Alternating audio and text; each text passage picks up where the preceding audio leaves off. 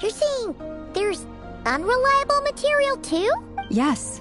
Most of the information we have was transmitted through an oral tradition.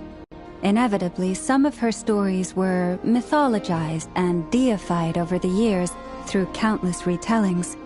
That's why I organized them into reliable. There's no sense seeking answers in history unless we can ensure the veracity of the historical record. Makes sense. All right, let's take a look through.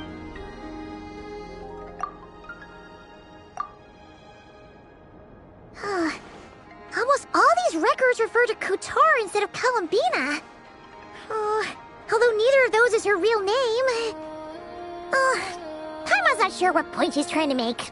What we can gather from these records is that the Frost Moon Scions worshipped her as a god, placing impossible expectations upon her.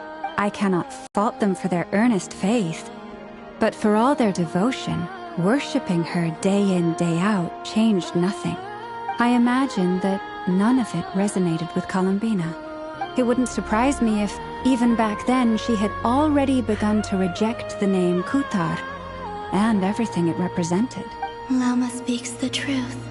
When I heard them call upon Kutar with hope and expectation in their voices, they may as well have been calling upon somebody else.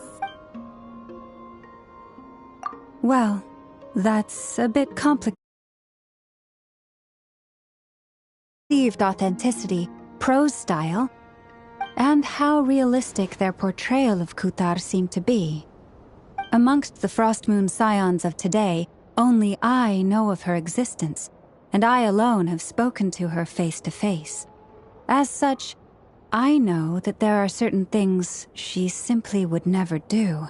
That being said, I have sensed some changes in her lately. Changes? Seems like this is getting us nowhere. For what it's worth, why don't we check the unreliable sources too? Sure. Give me a moment.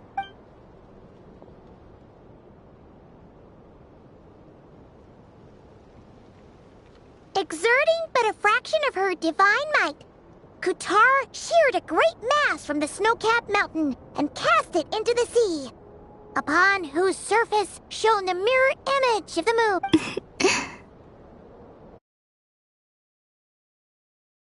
Yes. The 3 moons are not but lies through and through. Only one moon has ever shone for us, and Kutar is her name. The vast majority of ancient texts are filled with fanciful tales like these. I trust you understand my criteria a little better now. Kutar did not speak, merely gazing into the distance in silence. And where her gaze landed, this was her prophecy. Clearly, whoever wrote this text never even met Kutar. Otherwise, they'd know that her eyes are always closed. What about you, Traveler? What are you reading? Come on, let Paimon see. The child wished to build a wooden nest with which to shield a fledgling bird from the cold. Kutar was passing by. Upon seeing the child, she summoned forth the Kuhenki, who built a beautiful nest for the child. I remember that. Not knowing the meaning of Kutar's divine intervention, the child dared not to respond, and thus ran home to call their parents. But Kutar was gone. The moon chanter declared the event a miracle and took the nest as a relic, placing it on high for all to see. The child was named as one favored by the goddess and was greatly respected amongst the people. Yet, no further miracles were bestowed, and this matter was forgotten in but a few years. Any thoughts after reading that? Yeah, Columbina probably just wanted to join the kid in making nests. I'd originally considered this a fabrication, because Kuthar did not perform any similar actions in subsequent records. But now that I think about it, it does seem like something Columbina would do. It's just that... She didn't know how other people would interpret her actions. She was probably worried about making things difficult for people. So, she gradually stopped joining in. Yes. Oh, that's so sad.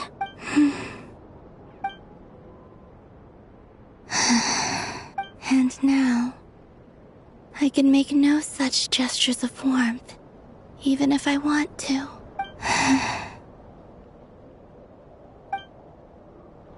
Still no name. That's a bit of a shame. But we did learn some...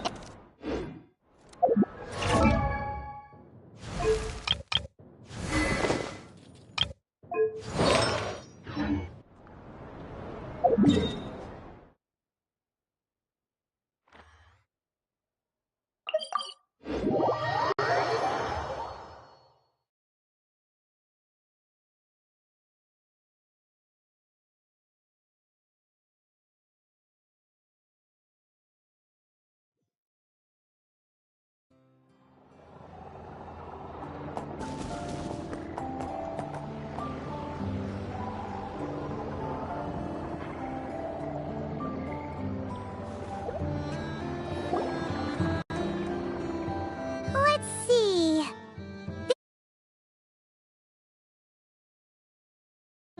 Yeah, this is pretty much the same place we bumped into each other last time.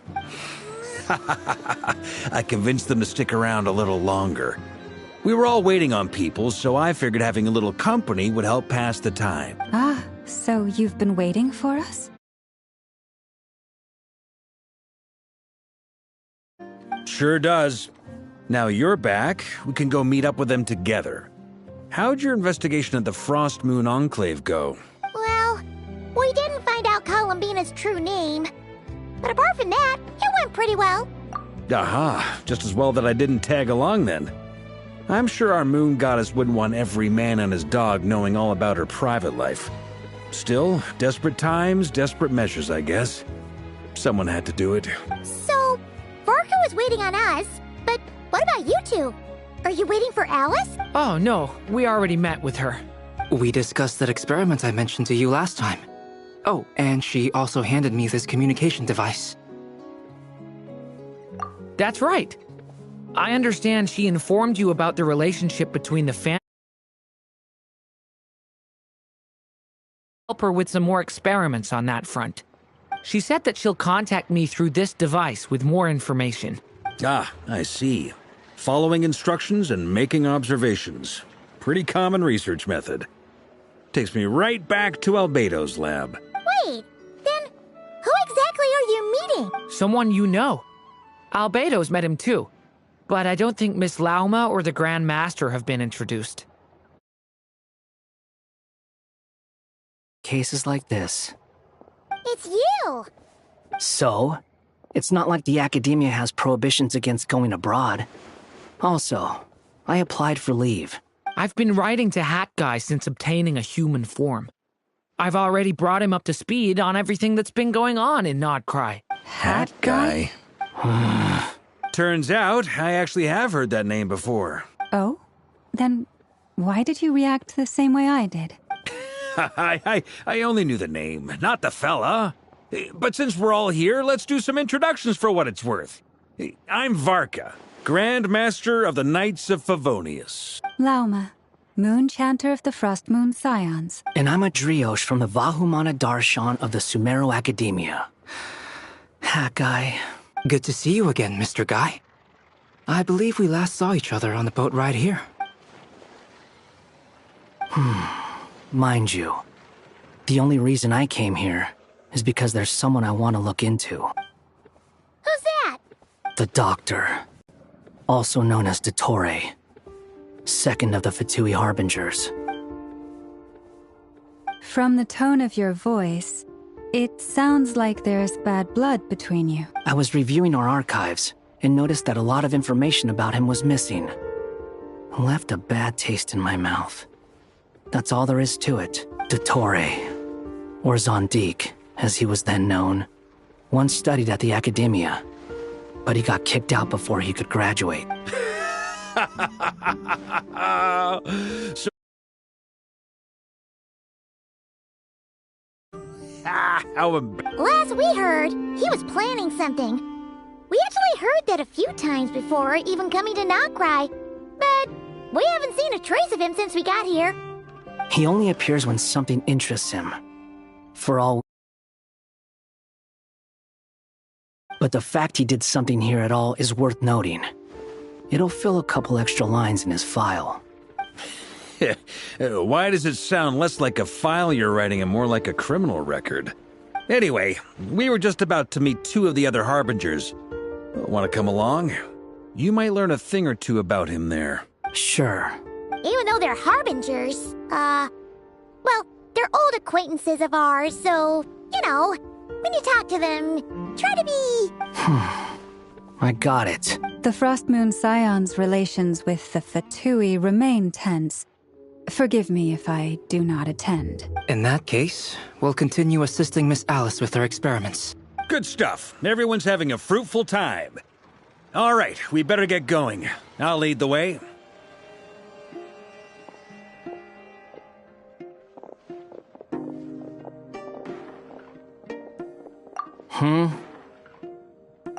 Well, yeah. That's obviously part of it. But I'm not the only one who has a score to settle with him. Neither you, nor Lesser Lord Kusanali, nor I want to see him meddling with things again. What's the hurry? Don't worry. Pigeons always know which way home is.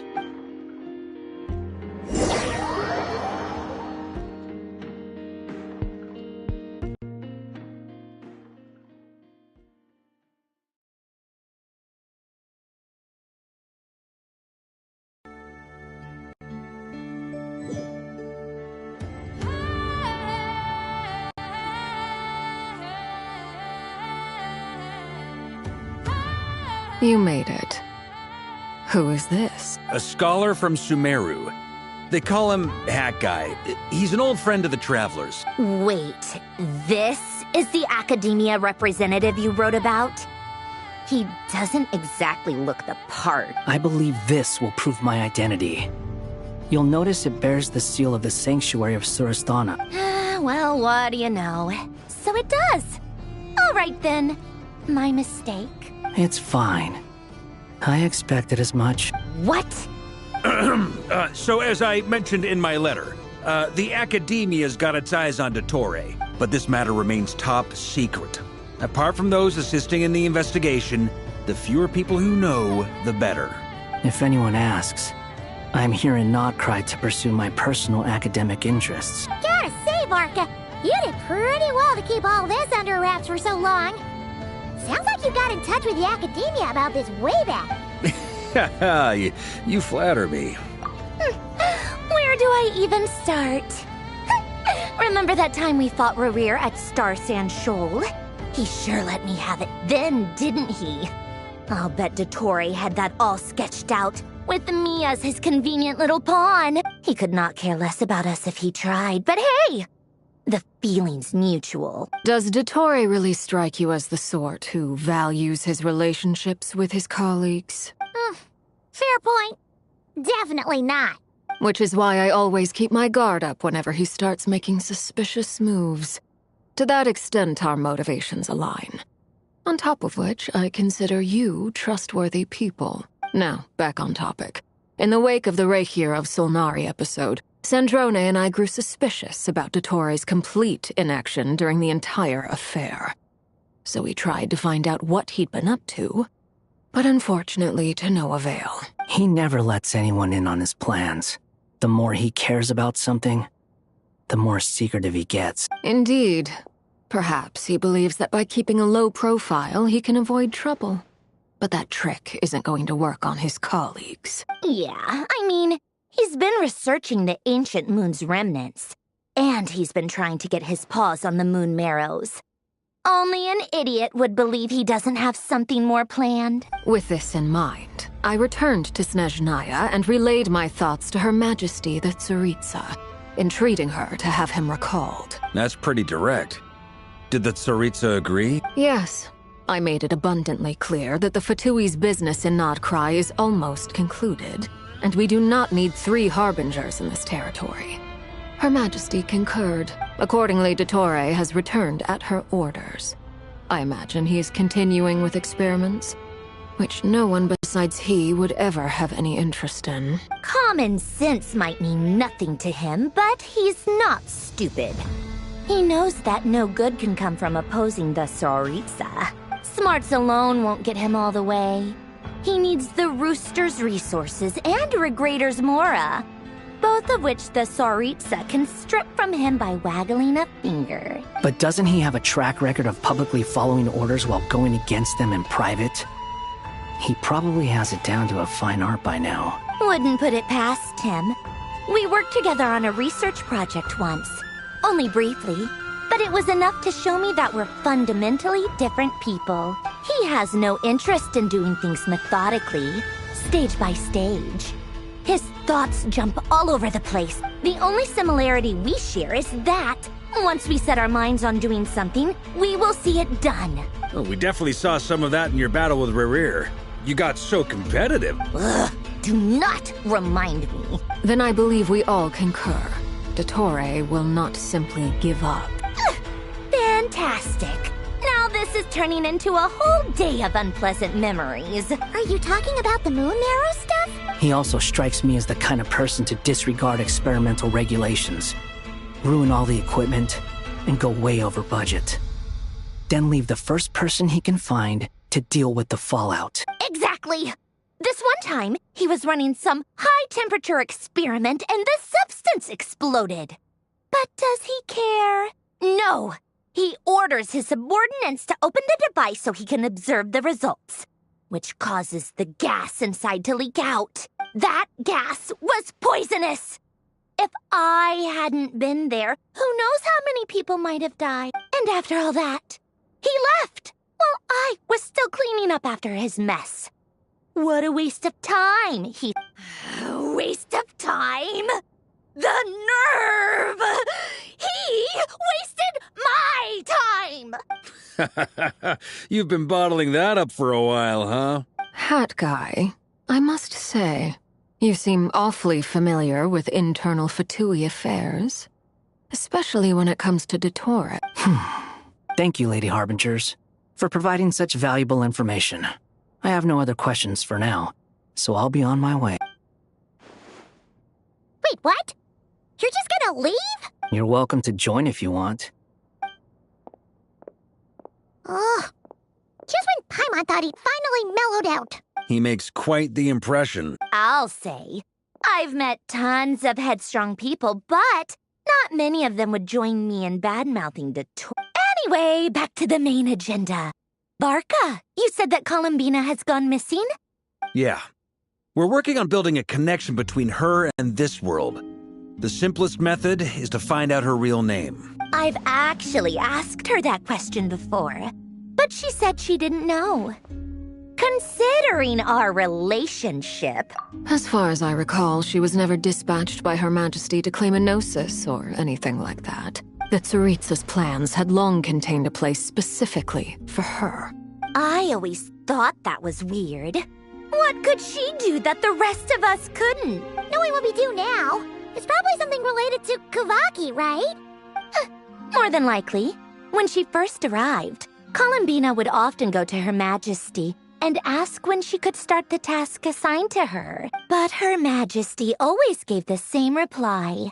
The time has not yet come.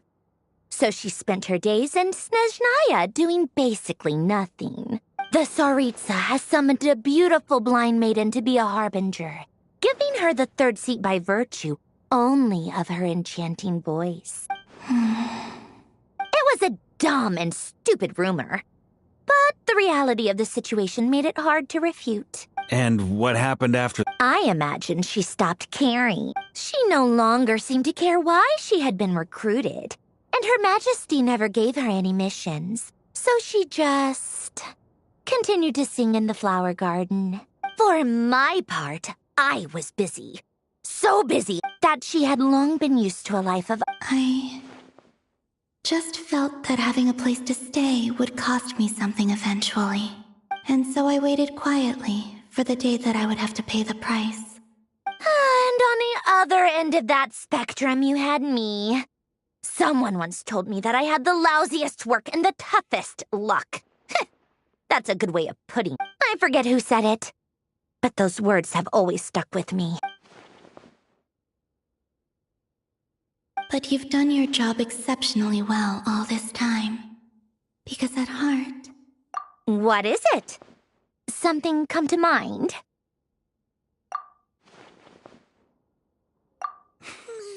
That makes sense. Nothing screams "you are needed" like your name shouted from across the... But if you ask me, Colambina is still the most shoutable name. I'm just so used to it now. After all the arguments we've had, I can't be bothered trying to remember another name for her. Nor I. Sandrone. Harlequino.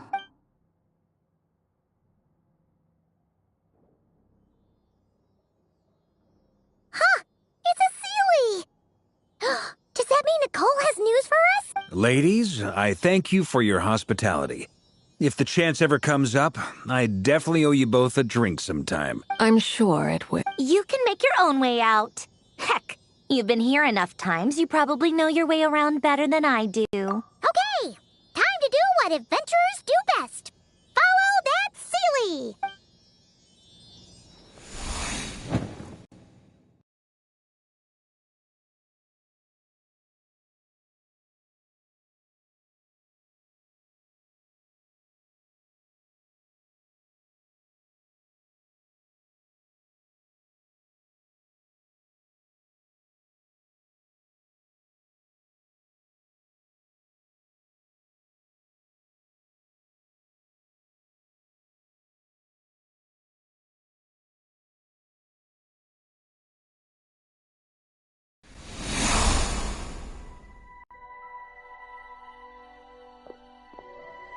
Here you are.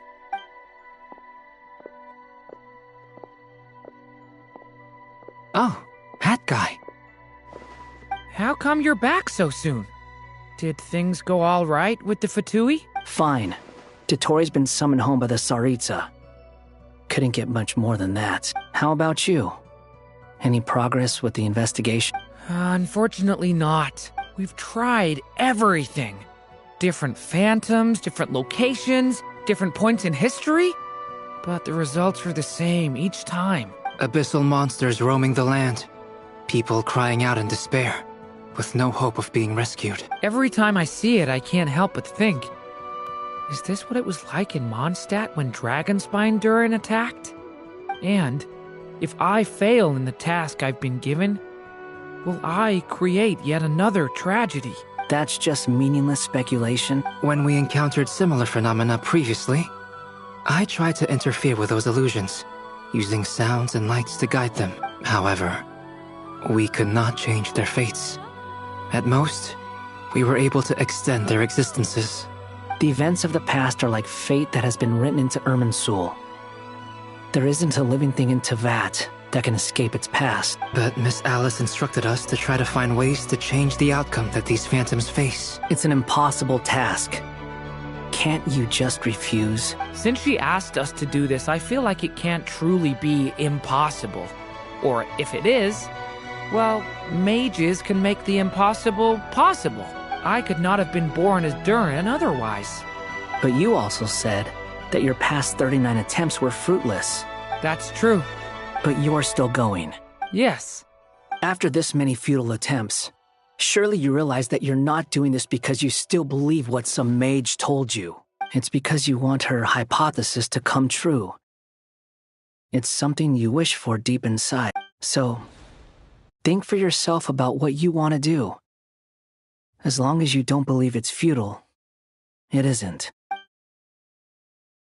Yeah. Previous experience indicates that we cannot touch the phantoms, which limits the effectiveness of our interventions. If we want to clear this hurdle, we need to break this rule somehow. Same thought here.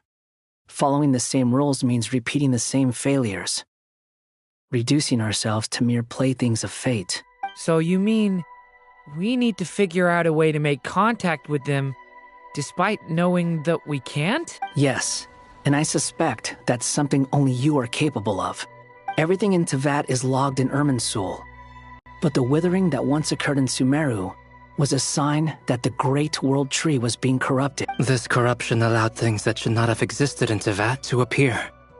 This is tantamount to rewriting reality to an extent. You're saying abyssal power might be able to affect those phantoms? No one's ever tried it before. If you're gonna try it, it'll take courage. And you have to be confident that you can control it. Is anyone there? Has anyone seen my daughter? She's missing. I have to find her. I hear someone inside. Spargana? Are you in there? Ah! If I can use my abyssal powers to warn him that there is danger here, maybe it'll change his decision. Maybe he'll stay away. Yes. The important thing is not the nature of the power, but rather how you use it. To intimidate and obstruct. Sounds about right for the Abyss. Let me try. I should be able to influence that thing. Have you seen a little girl? What? This isn't the time for that! Just run!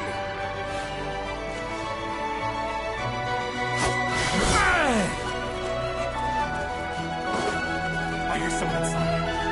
Spargana? Are you in there?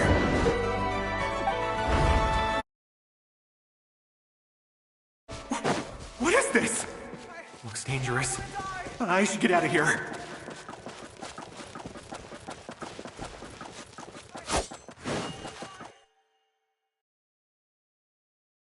He really left. Ha! We did it! Don't celebrate too soon. Follow him. See what he does next. Monsters approaching from the front. You need to stop them and create an opportunity for him to hide.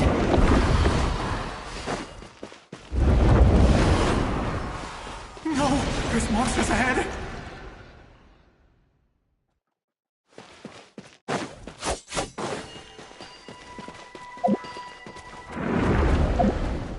Wait, is that the barrier I saw earlier? Why is it appearing now? It's as if someone's controlling it.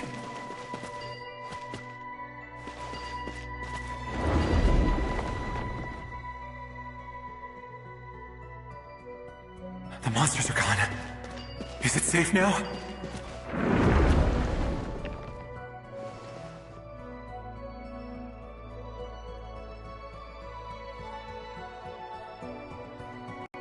The barrier's gone too.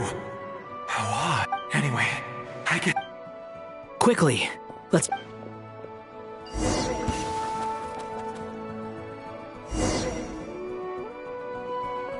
Wait, there was someone else here? Don't go any further! We've got anti-monster traps laid out everywhere! But my daughter must just be up ahead! I have to go! This way's blocked.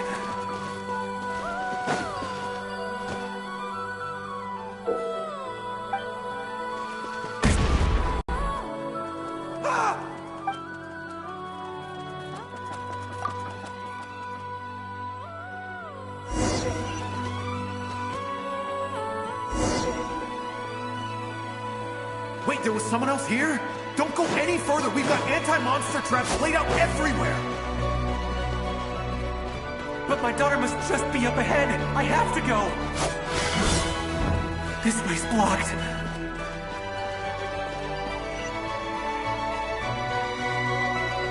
We might be able to use the explosives over there, but we need to take care not to hurt him.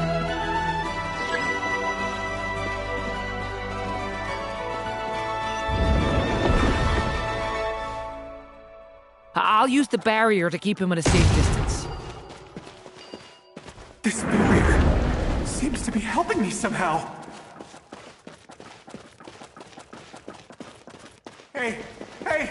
Wake up! Oh, no good. Gotta keep moving ahead.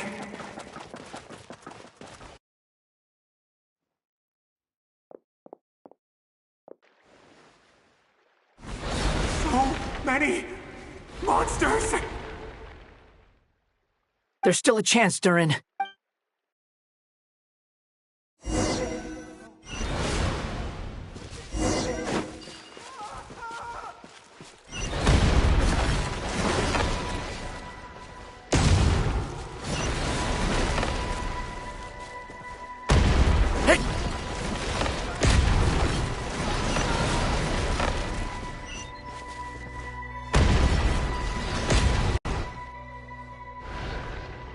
Help me!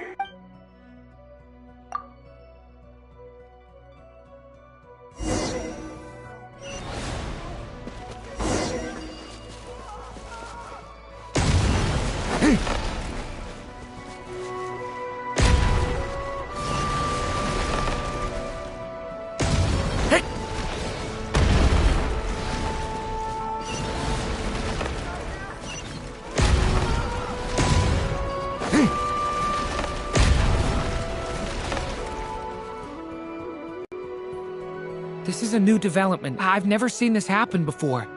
We might just be able to save this person.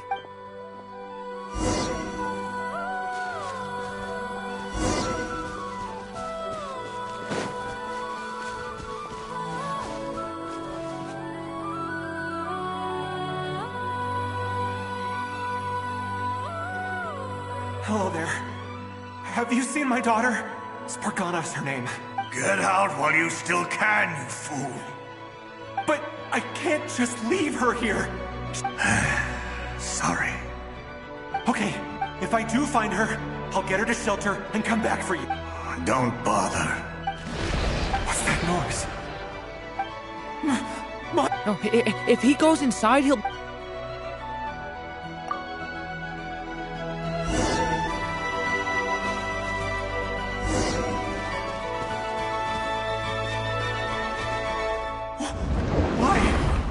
How will I know where Spargana's gone like this? You know what? I'll trust this strange barrier. It's gotten me this far after all.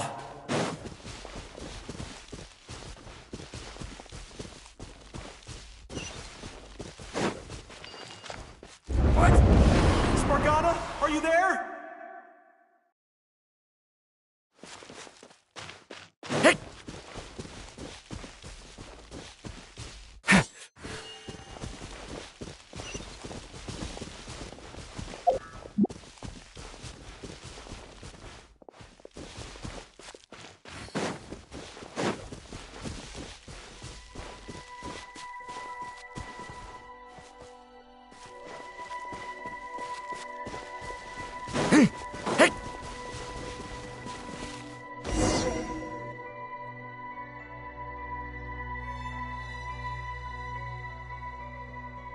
Huh?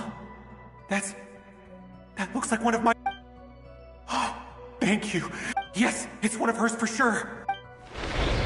Durin, just like last time. Use the explosives.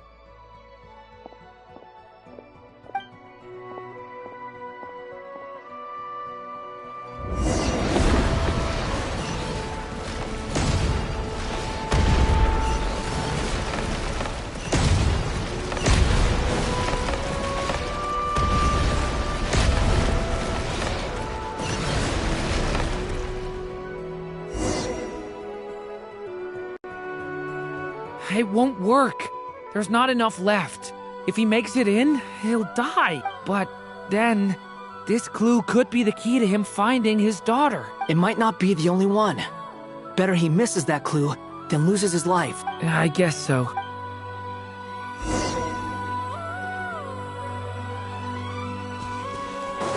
Stop him, Durin. We can't let him get any further in. That's my daughter's book!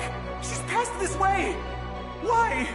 I've searched and searched and searched just for this! I no longer have it.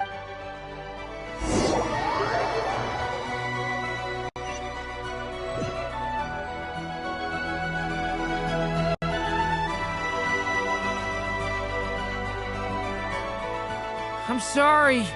I'm so sorry. He refuses to go anywhere else. Whether he opens this door or not, all that awaits him now is death. Albedo? Hat Guy? Let's try one more time.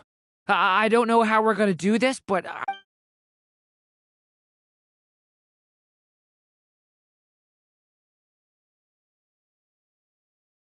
Why am I here?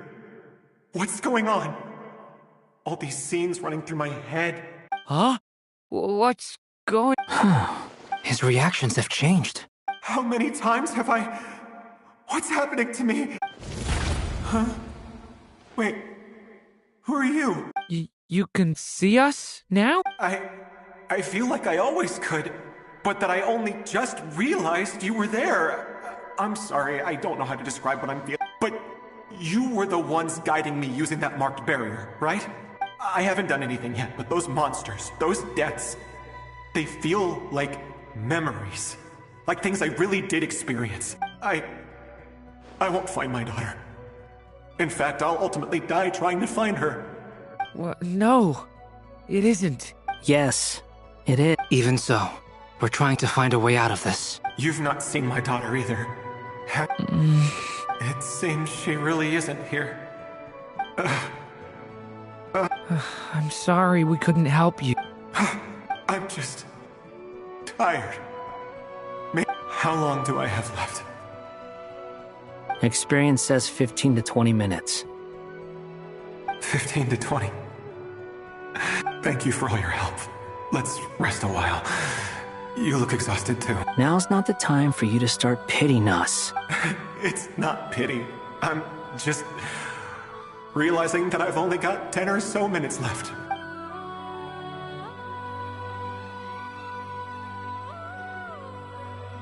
You say you're from Mondstadt, yes? A place with windmills, where people enjoy limitless freedom? And you're from Sumeru, where they've built an academy into a giant tree? Yes. It seems you've never heard of either place. Those names are unknown to me, I'm afraid. Yes. Have you heard of Hyperborea? I have, but I heard that it was destroyed in the distant past. I see. That was where my ancestors once lived. What about Delphi Pytho? Was it later rebuilt? I've never heard that name. Then what about Sal Vindaknir? I have seen that name on stone tablets on Dragonspine. But I'm afraid the only things left of that place are its ruins. I see. Sure enough, there was no way to turn this around, huh? I'm sorry. I was the one who asked to chat, but it seems like we're too many ages apart. There's barely any common ground to start from. It's all right. We did hear something new, at least. From how you speak of your lives, things must be going all right for you, I guess. They are. Mondstadt is a place of freedom and happiness. There's a lot of good people in the church and the Knights of Favonius, and even outsiders find that it's an easy place to feel at home. We have festivals a few times a year. Everyone gets together to drink, sing, and be merry. Sumeru is a lot more uptight. Not really the kind of place where you can relax. It's a nation fraught with problems wherever you look. But if all you want in life is to seek knowledge, I guess it's pretty much paradise. That's wonderful. In other words, after this all-devouring black tide passed, humanity did not merely avoid extinction, but rose to build prosperous civilizations anew. I mean, I can see you all right now. That must mean the future isn't a total mess. That's true. Well, time's almost up. Let's part ways, I think. Might be best if you don't waste too much time on me. The chances are slim, I know, but I'd like to spend these last few minutes looking for Spargana. May we meet again. Well, or not, most probably. In that case, may your wishes come true.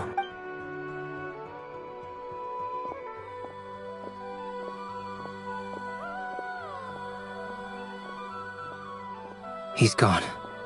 In a few minutes, he will meet the end that was his to begin with. The ending of this tale did not change. But I believe that we've just made the most progress we have yet. May your wishes come true. If only it were so simple.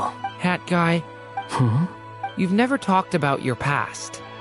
It seems complicated, and it weighs heavily on you, too. Would you be willing to tell me about it? I mean, sometimes it's better to get things out in the open. Take that guy we try to help, for instance. At least he said goodbye with a smile. I know about Albedo's past. Our experiences are very similar, and he created me. As for you, you're my first friend, and you've witnessed every step I've taken. But by comparison, I know nothing about you. Either way, I mean, we're still best friends. But if I knew more about you, I might understand your thoughts a bit better. I've told you about myself. I'm a student at the academia. And what did you do before that? Prepared for the entrance exam? All right. If you really don't want to talk about it, I won't press you any further. I was a puppet built from the branches of a white tree, using technology left behind by the Conrian schools of mechanical engineering. A white tree? You mean an Irminsul tree? Yes.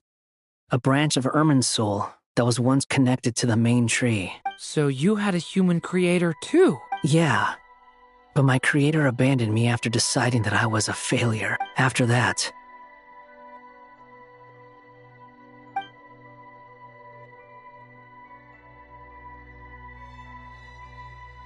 Durin. Resisting the influence of the abyss, suppressing the urge to destroy, trying to do the right thing. None of these things are easy, but no matter how hard they are, trying to rewrite past wrongs is far harder. You asked me if you would create a new tragedy if you failed. I told you there was no point speculating about that, but the real answer is, yes, you absolutely will. That guy. But at least you've got people here to help steer you away from the wrong path. So, just keep aiming towards the light. I will. I promise. All right, break time's over. Hello? Durin speaking. Hello, friends, it's me. What have you been up to, I'm detecting some unmistakable fluctuations here. The amplitude isn't particularly high, but they're... Alice, we were unable to save that person. However, he appears to have retained a portion of the memories gained through that cycle. And... I see. Well, that is rather odd indeed. It definitely merits further attention. Could I trouble you to keep trying the same approach? I need to gather some more data. Counting on you. I should probably have Nicole come and check this up.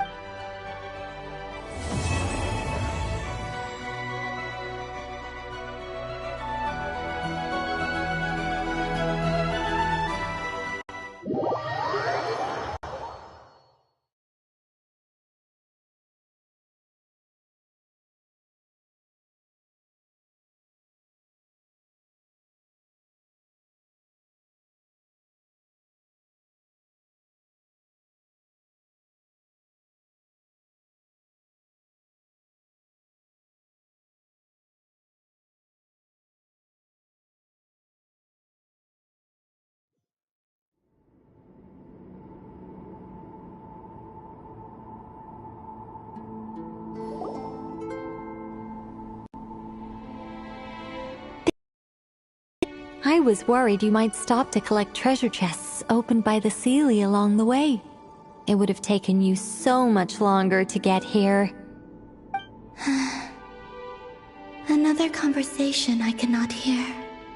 I am delighted to see that you understand what takes priority, and that your adventurer's instinct has not swayed your resolve. Really, I must applaud you for it. You should know. Paimon's head. Okay, I'll try and keep it short. My senses are telling me that this is where we shall find the entrance to the ruins. Oh, cool! Well, what are we waiting for? Let's open it up and see! Patience. This was a sanctuary of great importance to the Hyperboreans. A special process is required to open the gate. Oh! Like the place that housed the Eternal Moon's Marrow?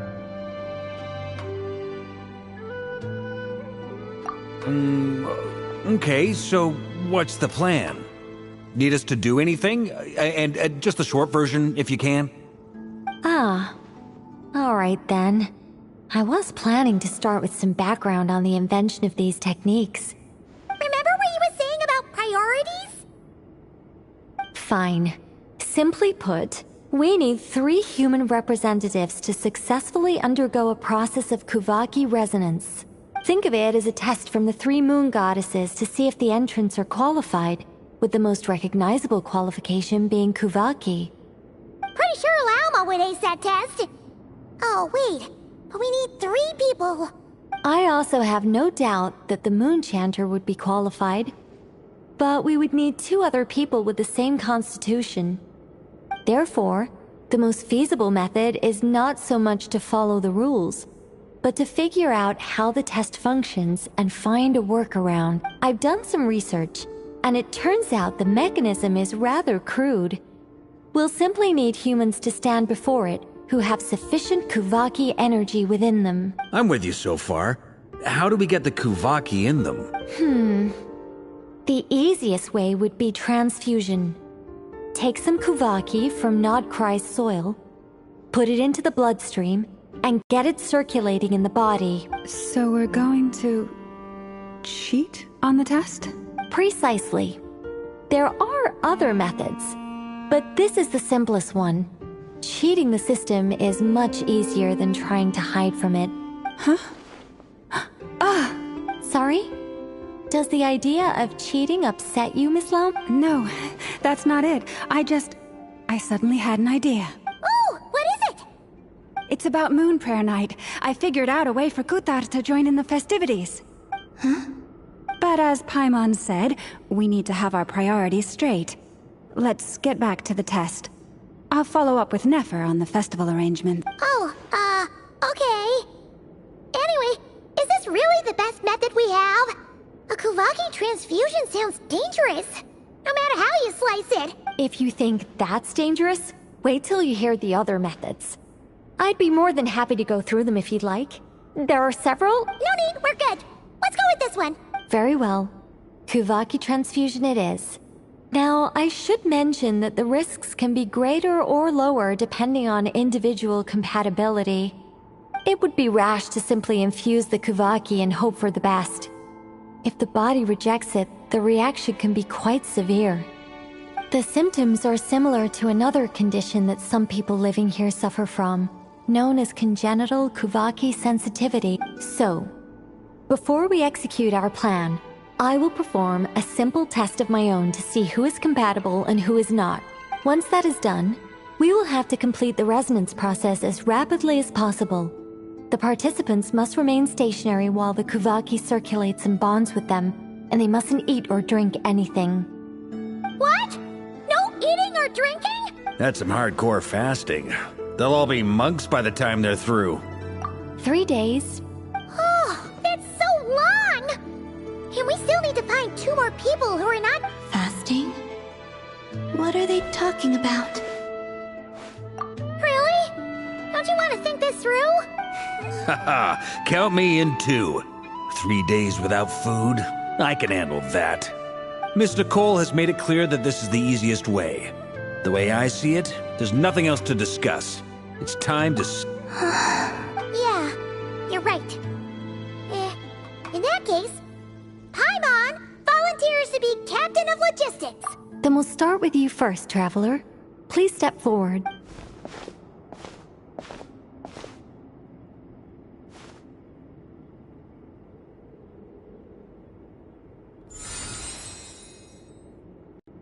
How's it going? Do you feel anything? How about now?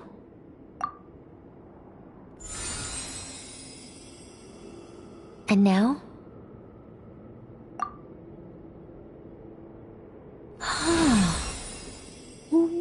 What about now? You guys, it's not a competition, you know. All right, I'm officially impressed. Even as a descender, you can withstand far more than I imagined. It's like I summoned a giant stone titan to arm wrestle you, and your arm hasn't even moved an inch. In my last attempt, I infused 5 times the amount of Kuvaki required. Yes, safe to say, compatibility won't be an issue for you. You're eligible to join. You're next, Mr. Varka. Sure, here goes. All right, I'll start where we left off. 5 times the required Kuvaki dose. Whoa, whoa, whoa, hey, wait a minute. How's it going? No, not great. I kind of want to puke. Feels like I've been drinking too much. A few bottles of wine, then a big stein of Dark Horse, with some hard liquor from Liyue mixed in. You think this is funny? I just lost to a young lady in an arm wrestling contest. I'm never gonna live that down. My apologies. I'll lower the concentration and try again. Oh. How's it going now? I'm not as dizzy as last time, but I can still feel it pulsing around. In that case, you wouldn't be an ideal choice, Mr. Varka. Let's try someone else. Okay. Let's go ask some of our other friends.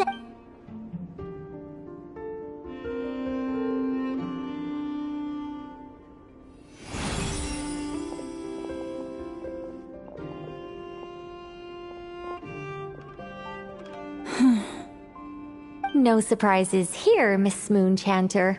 You're perfectly compatible. You may join.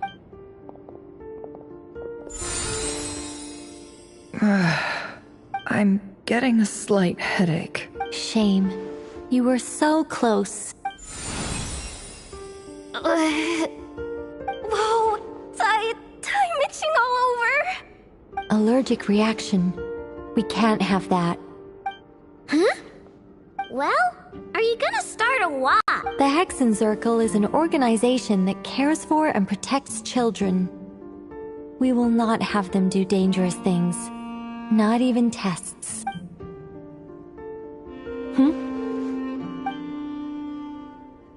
Is something the matter? The candidates have to be human. I guess that rules me out too. Huh.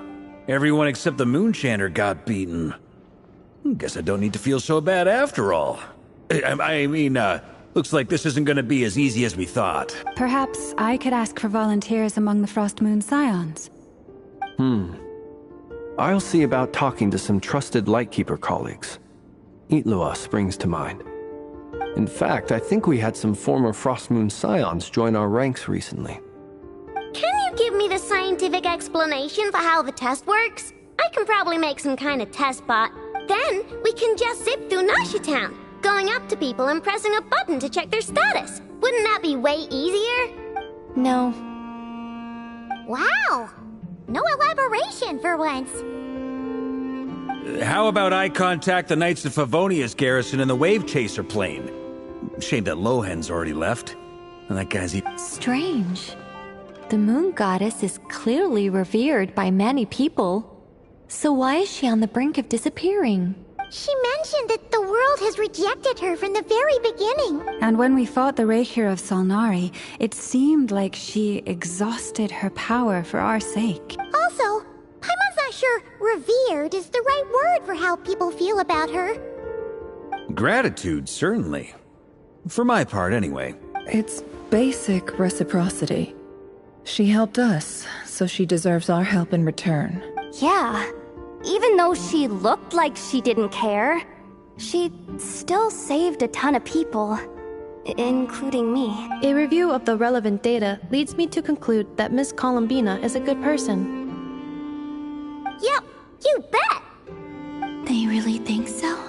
I'm super surprised that Columbina isn't her actual name, though. I think it really suits her. It's light and graceful and... yeah, just a really pretty name. I know, right? Unfortunately, that's not our decision to make. Columbina. That was the code name the Fatui gave me. But it also came up in the song I heard when I was born. But... is that really all there is to it? What do I truly think of my own name? Is there anyone left who will still call me by that name?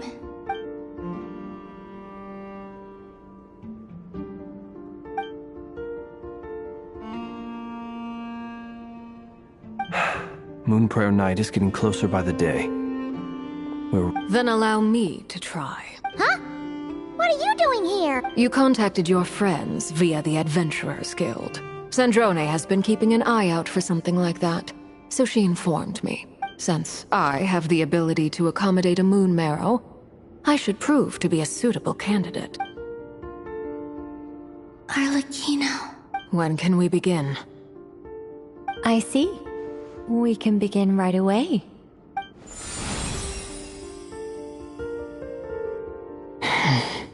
How was it? Did you feel any discomfort? Not at all. Then it seems we shan't need to look for additional candidates after all. Great! Cool. Alright, like Paimon said, the rest of us can take turns making sure the three of them stay warm and comfy. Then, my job is to take care of the caretakers. I will ensure everyone receives food and accommodation. I'm ready as well.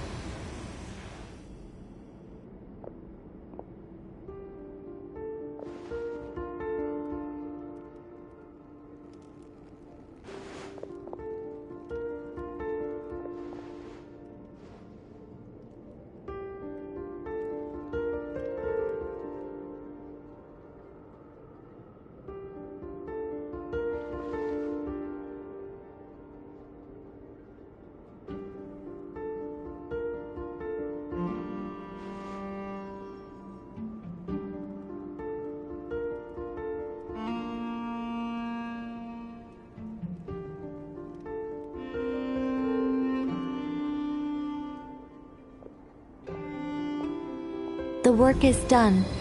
The sacred scroll shut. The stars grow dim, the people silent. The white sun sets, the silver moon rises. O path to the temple, appear now before us.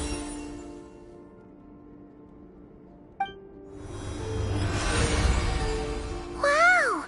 It really opened! So that's what all this is about. They've been Come, let us enter. It might be best to eat something first. Take care to chew properly and swallow slowly. It will give your body time to readjust to the digestion process. They will head in soon. They will need to enter this gate.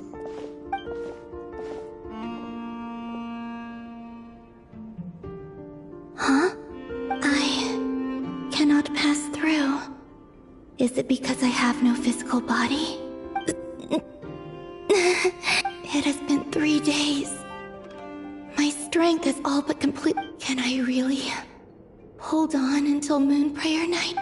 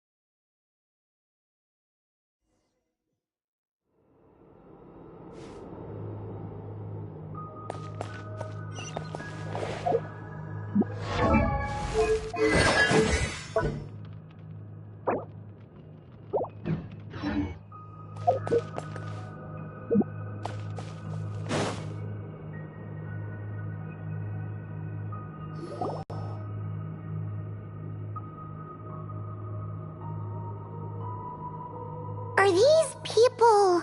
Judging by their clothes, they appear to be phantom. That could mean they have some clues about the moon goddess's name.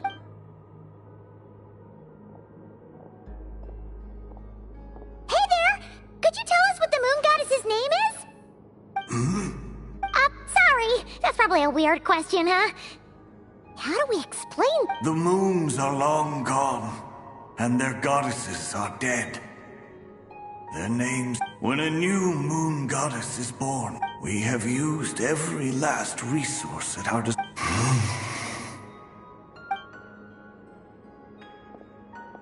Were the people of the past all this devout? It looked... Surely the new moon goddess he speaks of must be Columbina. Alas, Kutar's birth came long after the age in which he lived. But, maybe if we find a phantom from a more recent age, they might know Columbina's real name. True. Keep an eye out. We should be able to tell which era they're from by the clothes they wear. Yeah, you've been pretty talkative this whole time. Oh, nothing. I'm fine. You all make good points. When the Hyperboreans speak of moon goddesses, they mean the three from truly ancient times. I can't imagine they would know anything about our current moon goddess. There once was a time when the moon goddesses blessed them greatly and protected them from harm. So, when the war between the gods and dragons plunged the world into chaos, it seems they looked once more to the moons for help, praying for a new goddess to be born. Yeah, that checks out. Let's continue on. Who knows what else we may discover.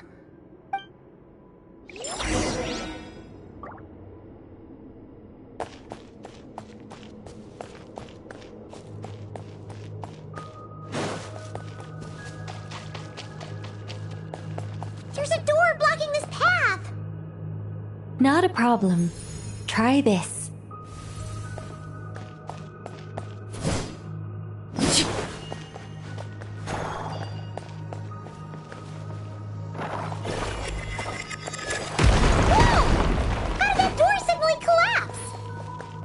This device was maintaining the door's integrity. Remove the core, and the device stops working. Is this our destination? Impressive. More precisely, this is a device that will help us reach our destination. Let's go. We still have a long distance to cover.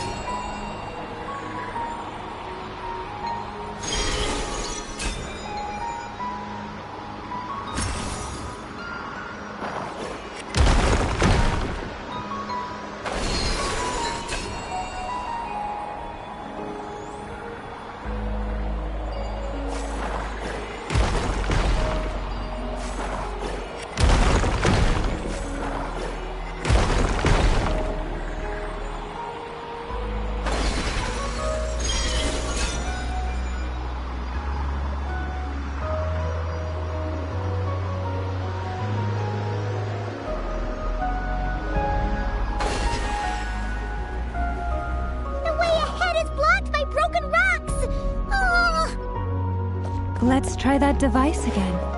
Remember the door from earlier?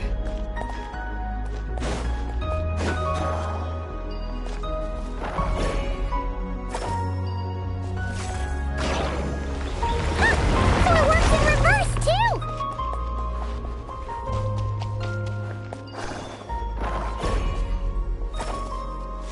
The humans we see are all phantoms, but the monsters are real. What a fascinating place. There'll be plenty of time to admire it later.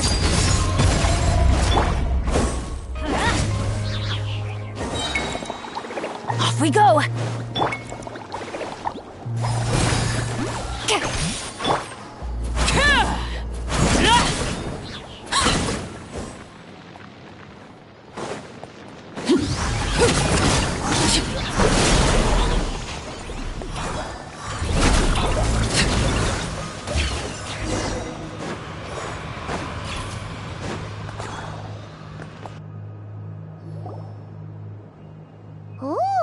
There's a whole bunch of artwork in here. Seems pretty old. Nicole, this is probably your area of expertise. What do all these... Let me see. To understand these murals requires some knowledge of the history surrounding the War of Funerary Flame. I shared a little of this with Lauma before. Yes, I think I follow. The dispute. Oh no, it's no trouble. I'd be delighted to share the tale again. Alright then. Tevat's 3 moons and their goddesses were brought into being by the will of Nibelung, the then ruler of Tevat. But when the heavenly principles came, they changed the world completely, down to its very foundations. The moon goddesses were nowhere near strong enough to challenge this entity. Essentially, the 3 moons existed to keep this planet alive and operational, which did not directly conflict with the heavenly principles' aims. Nevertheless, the inherent precariousness of this arrangement would soon be revealed. Nibelung returned. Yes. He did, and thus began the War of Funerary Flame, a battle for dominance between Nibelung and the heavenly principles. Discord would soon emerge between the 3 moon sisters. One would voice the opinion that they should follow Nibelung, for it was he who first hung the moons in the sky. Another would argue that taking sides in the conflict would only bring the world closer to ruin. There was no telling, especially since their creator had returned, bearing the perilous power of the abyss. Nibelung would eventually discover their disloyalty. He had all 3 imprisoned before transforming the moons into weapons with which— What? Weapons? Yes. The very moons that had once defended the planet became instruments of death and destruction, striking terror into the hearts of all living things.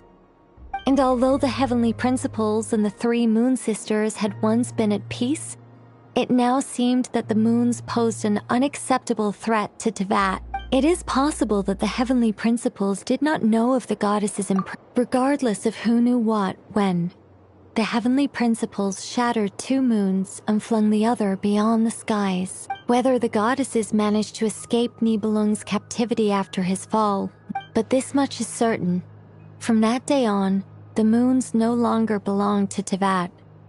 The rejection slowly drained their power until eventually— So that's the full story. You say the moons ceased belonging to Tevat from then on. Why then would Columbina be born here? That is perhaps due to the lingering connection between the Frost Moon, which was not shattered, and this world. You could see it as the 3 sisters' dying wish. They never desired war. All they ever wished for was to protect this land. If the final fate of the 3 goddesses is as you say, then Columbina faces the same grave danger. Our investigation has yet to bear fruit. We must hurry. Yeah, you're right!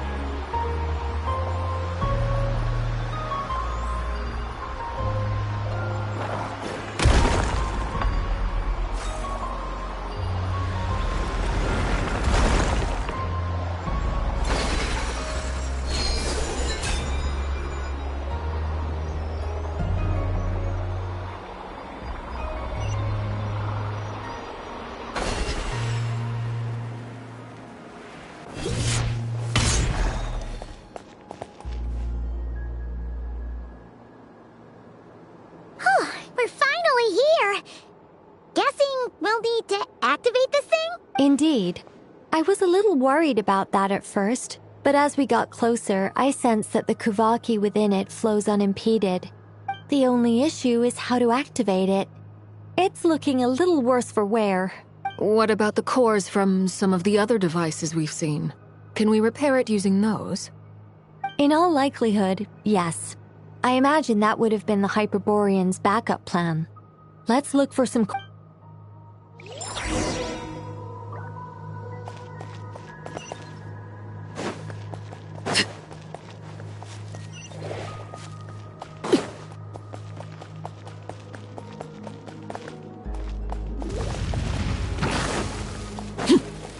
Laid bare. I'm going in!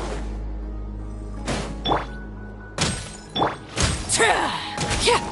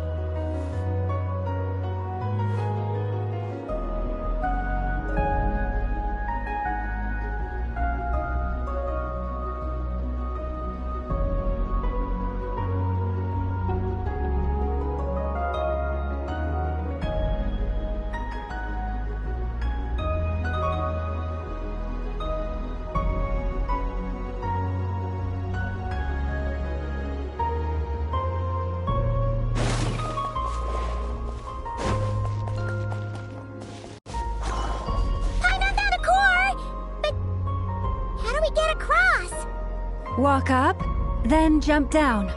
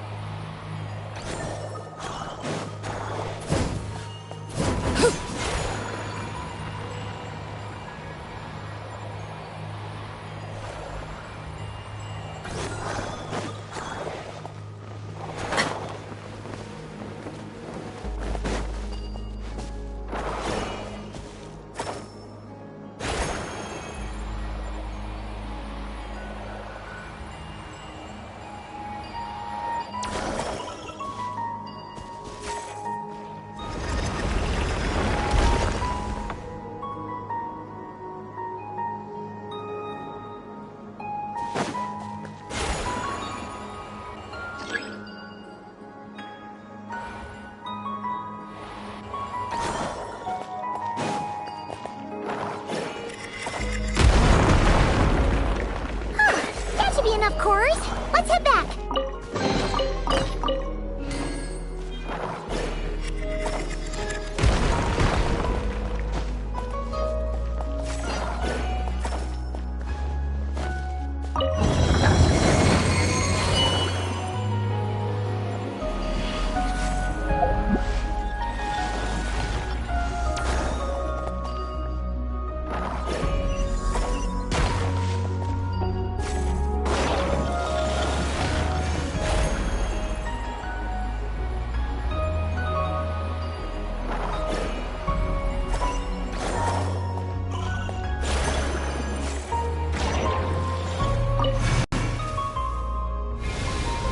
The device is up and running. It's hard to believe that the ancients were capable of constructing such things.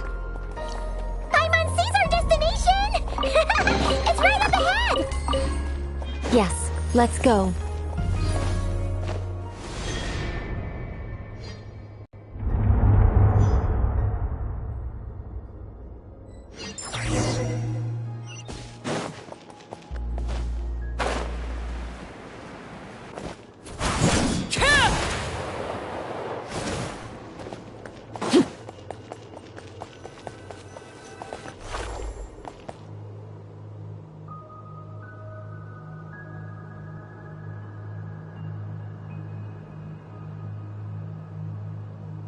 This is where the people of Hyperborea communicated with the moon. We need only place the moon marrow upon the assumption being, of course, that we can find her first. That's right. You want to know if it's safe there, don't you? And yet, she has no choice but to return. You know this. Oh, that's not the only issue here. This is the end of the line, right? We've explored everything we can. And despite looking at historical artwork and talking to people from Hyperborean times, we're still no closer to learning Columbina's name. If it's not too much trouble, could you tell me exactly— Oh, sure. Then your first job is to find it. As a moon goddess, I'm sure neither Columbina nor Kutar is her true name, and she's never really accepted either of them. Is it not also possible that she has never had a true name? Not at any point in history? That would be a hard pill to swallow. But at this point, we may have to accept. No one knows how she came into being, and she certainly doesn't have parents in any sense that we're aware of. But does that mean there's no way to get Columbina back? She's just gonna disappear and there's nothing we can do about it? Huh? Wait, why all this pessimism? Was it the way I phrased this question?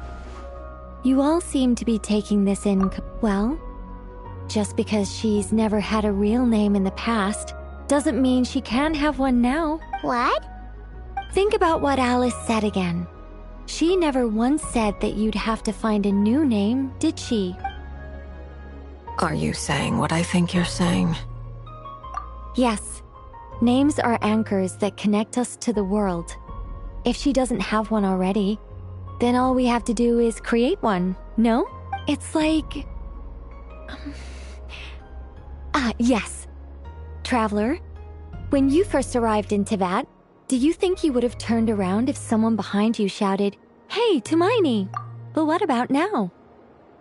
I understand what you mean. Life is a long journey. Even the friends and family by our side can change over time. When people call you by different names, what matters isn't so much the words themselves, but what they symbolize, and of course, whether that resonates with you. Ether. So, close your eyes and picture the moon goddess in your mind. If you were to call out to her in this moment, what would you say? Columbina. Columbina. Paimon would call her Columbina too. Well, she has long forsaken everything that Kutar represents. I think from now on I should call her Columbina too. Well, it sounds to me like you found your answer. Are you sure? Is it really that simple?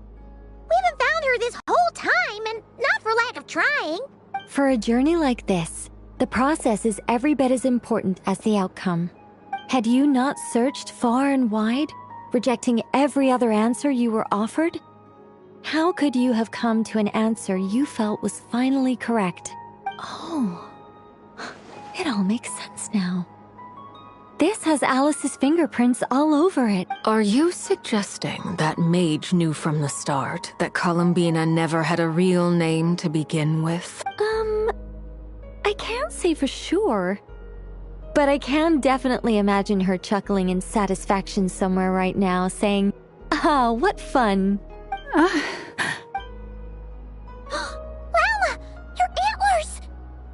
You should hurry. The festive moon has begun to rise. Do not worry, for when you called the name Columbina just now, I could sense that the power within was enough to summon back the moon goddess. The power within what? The name? Yes. So, The thing is... What's wrong now? This is so annoying. I really, really, really want to explain how that whole thing works. Starting from the founding principles of Tevat and...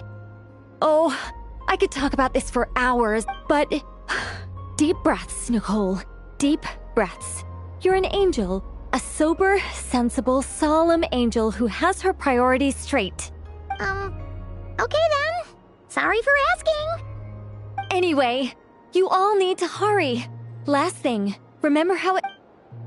Then it is agreed. By the name Columbina, we shall find her. Then we'll throw her the best Moon Paranite party ever! And at last, we will send her home.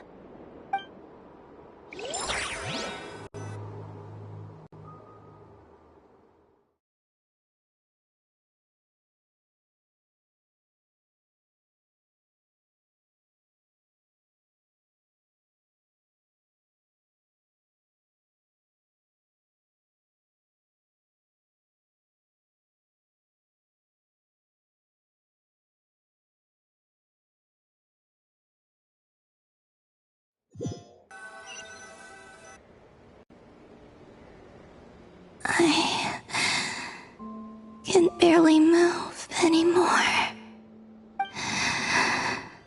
My consciousness is fading away. Have they come back out? I'd love to see them. What?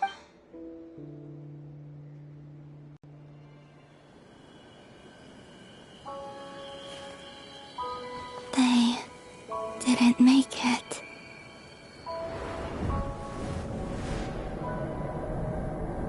Could you tell me your name?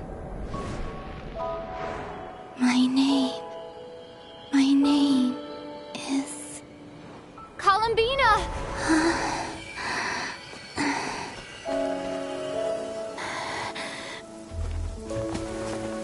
Columbina! Are you here?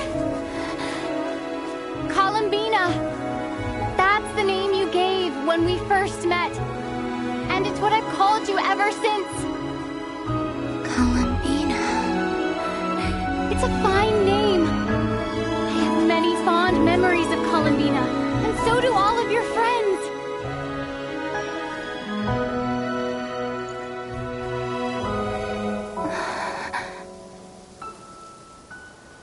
If you like this name,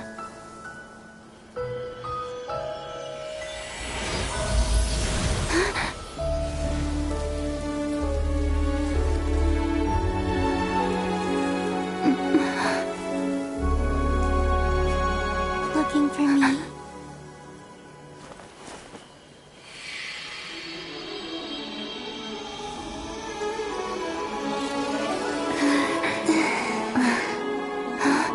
I like it. You can carry on using it. My name is Columbina Hyposelenia.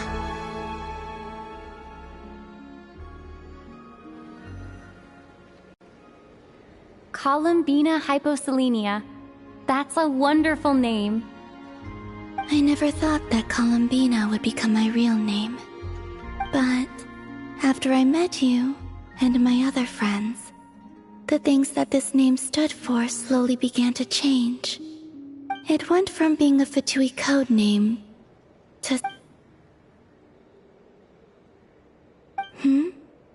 What is it? Why aren't you saying anything? I'm just so happy for you. Thank you. We can go and meet them very soon. Everyone went to different places to try calling your name. Great.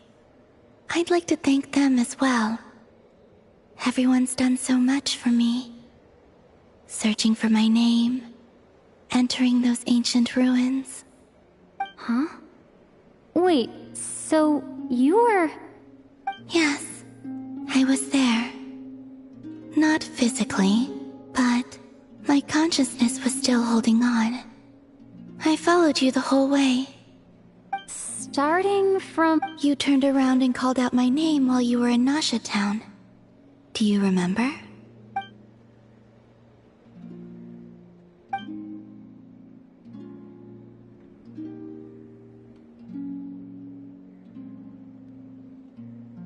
Let's go. We don't want to keep them waiting. Sure. In that case, come with me. But... Before that, could you call my name one more time? Sure. Come with me, Columbina Hyposelenia.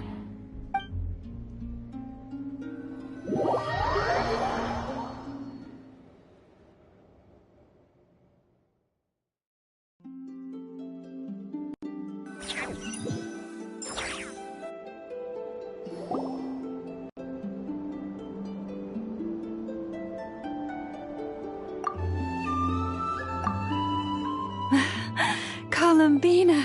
Oh, this truly is wonderful. Llama, I can't breathe. Ha ha! Just in time for Moon Prayer Night. It's good to have you back, Miss Columbina. Yeah, we were worried sick. Thank you, my friends. With your help, I now have a name that belongs to me. Columbina Hyposelenia. Where's the second half from? That's right. It means... Born beneath the moon. Yes. And by extension, it can also mean born beneath this world. A fine name. Now, as much as it pains me to interrupt this beautiful reunion, I feel obliged to remind you that don't you want to enjoy the festivities? There's so much to see and do. And some of the ambient lighting and entertainments were sponsored by the kind souls in the Hexenzirkel. Nicole? Why have you turned into Dodoko? So you're Miss Nicole.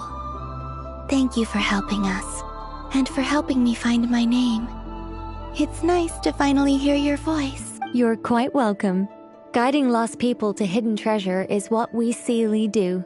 And if you ask me, spiritual treasures are far more precious than material... Anyway, But don't worry. We're with you in spirit. We'll be celebrating right along with you. Keep an eye out for the Hexenzirkel's festive stalls in Nasha Town. I think you'll like what we came up with. Alice said she even managed to rope B in this time. The Frost Moon Scions have also prepared various attractions. I believe Aino, Ineffa, and their crew are setting things... On that note, Nefer, about that request I made. It's all in hand. Yehoda is on site to ensure that everything goes off without a hitch. Wonderful. In that case... Huh? Come on, Columbina.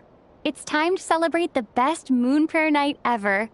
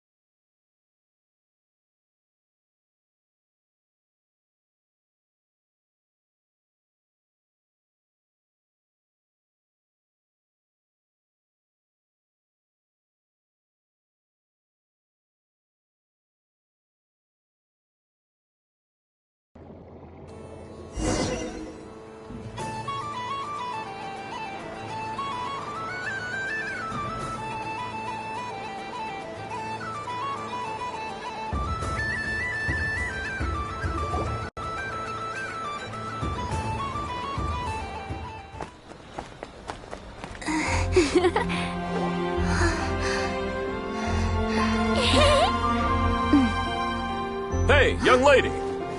Would you like some Moon Prayer Night candy? Happy Moon Prayer Night. Oh, yeah. I almost forgot to say. Welcome home, Moon Goddess.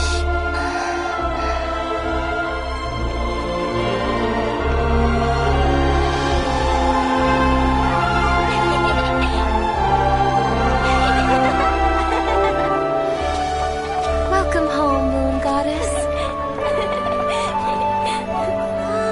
Welcome home, Moon Goddess. Welcome home, Moon Goddess. Turning Nasha Town into her home is a festive gift.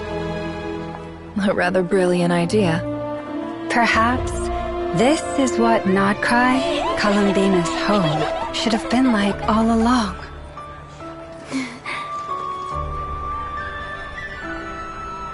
Thank you for the gift. I like it a lot.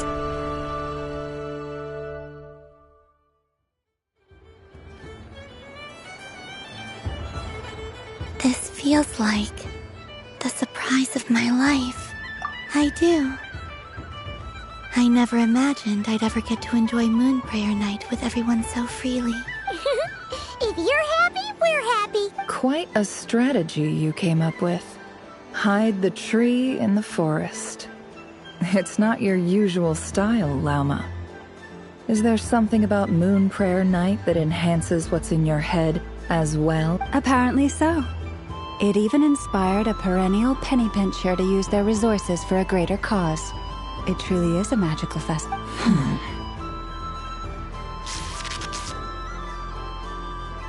I see it now. Huh?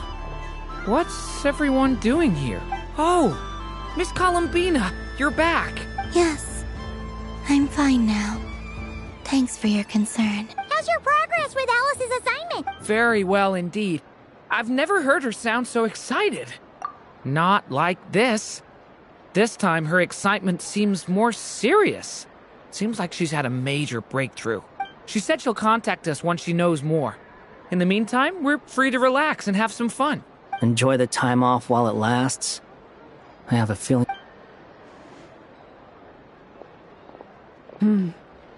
I should go. I still have a few things to attend to at the Frost Moon Scion stall. And I think I'll take a look around. With any luck, this once-in-a-year festival will come with once-in-a-year opportunities. Hold up a second. Where's Varka? I believe he made a beeline for the flagship the moment he entered Nasha Town. Ah, that's Mondstadters for you. They know what they want when festivals roll around. Goodbye for now, Columbina. I hope you have a wonderful night. I will.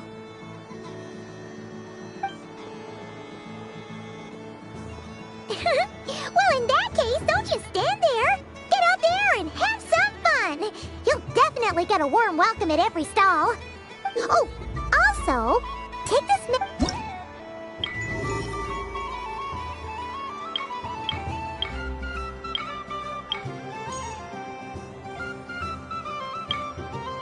The Frost Moon Scion stall is over here. Lauma's invited a whole bunch of cute animals to celebrate, too. Over there is the Hexenzirkel section. Alice seemed more excited than anyone about this festival, so she insisted on making it a grand affair. Oh, and then there's the Nasha Town local specialties, including... Actually... Thank you. It looks like a lot of fun. You're not coming with me? We'll be around. But don't you want to browse by your... Yep. If you find something you like and want to try it out together, just give us a shout. Otherwise, just relax and enjoy yourself. There's so much on offer, so try to experience as much as you can. And don't forget to stuff yourself with all the delicious festival food. All right then. Off I go.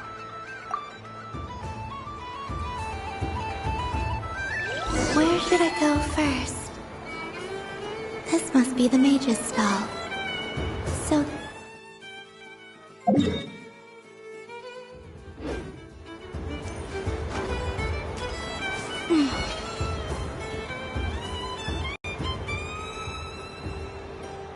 Wow, the Frost Moon Scion. I don't go to Hisi Island much, but... And if culture means we get more festivals... Hello. Yeah. Ah! Columbine... hello, Moon Goddess? That was too close. I almost gave the game away in front of the staff. Oh, wait. Do you like balloons too? Balloons? Oh!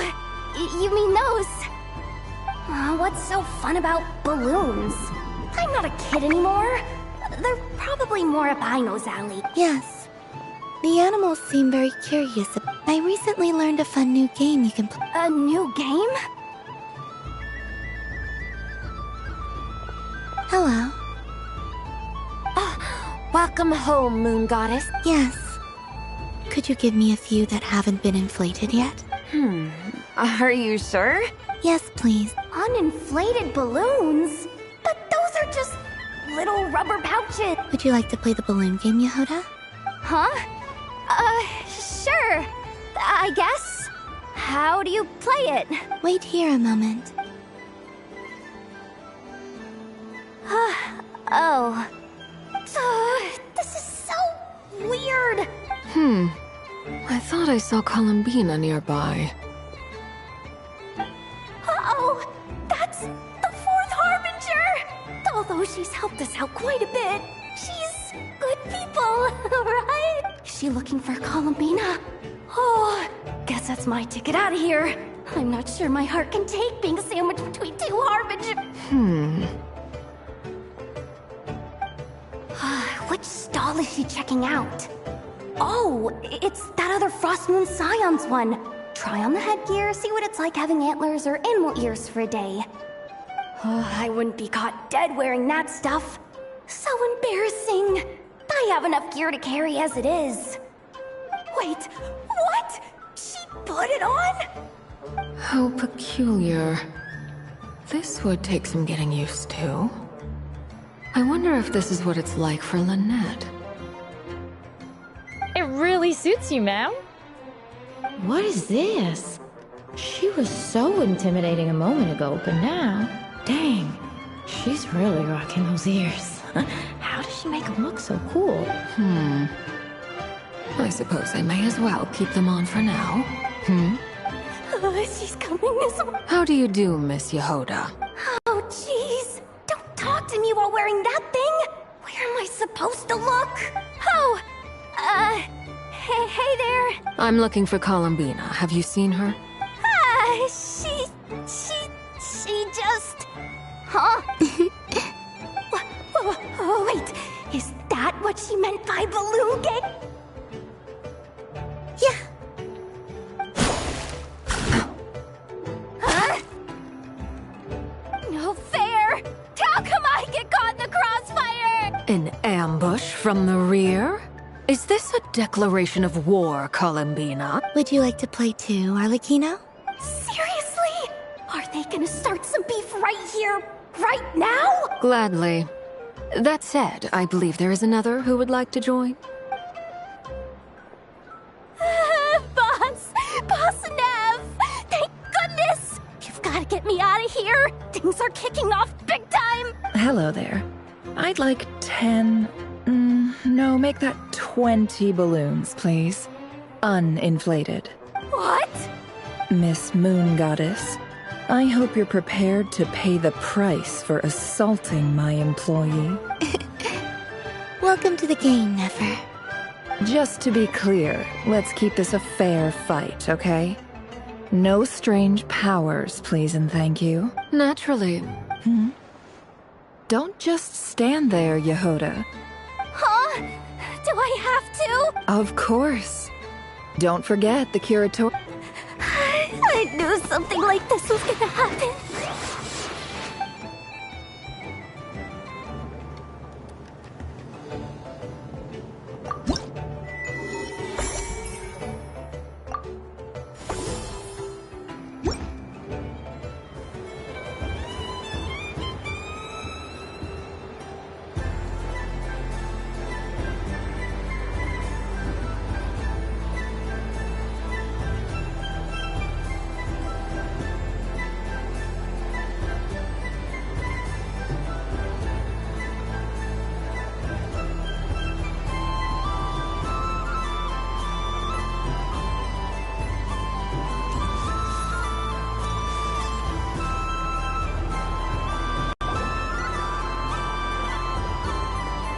Dodoco's Whirligig! Come check out Dodoco's Whirligig! Ah, welcome home, Moon Goddess. Might I ask what this is? Ah, it's a very special amusement sponsored by the great mage herself. ride on a... I say that, but I'm just following a script here. Who is this mage, anyway? And what the heck is a Dodoko? I'd like to ride. No problem. But, are you by yourself? Is that not okay? Oh, no, it's fine. It's just that each Dodoko can accommodate 2 passengers. Would you like to bring a friend along? My friend... That should do it. Now, we just need to get everyone else, but we gotta keep it a secret from Columbina. Traveler? Ah! I want to go on that ride. Will you join me? Let's go then. Don't worry. Paimon will do the rounds. All right. I think we have to wait in line over there. Please take your seats. For safety reasons, you mustn't try to leave the ride before it comes to a complete stop. All right, you're all set. I wish you both a wonderful journey.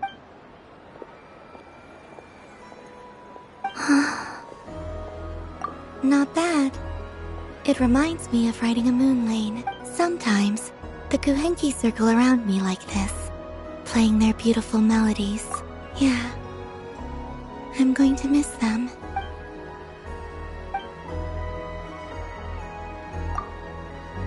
It does. I've felt scared in the past, too. You know something? I got to see a lot of fascinating things during my disappearance. I saw how the Frost Moon Scions act around their families. So different than how they used to act in my presence. It made me curious at first. Why do people act so sincere when they're worshipping gods, but save their truest, warmest feelings for each other? Slowly, I came to realize that it's because they trust one another. I know. I knew it the moment you started calling out my name. What I fear now is the end.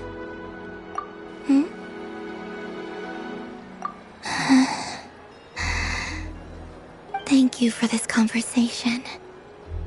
Don't worry. This fear I have, and the unknown that awaits me, they cannot hurt me. I just want you to remember this version of me, the real me, on this final night together. Dear passengers, Dodoko's awesome adventure has come to a close. Please leave in an orderly fashion, and we look forward to seeing you again in the future. Don't want the journey to end. Don't worry, you two.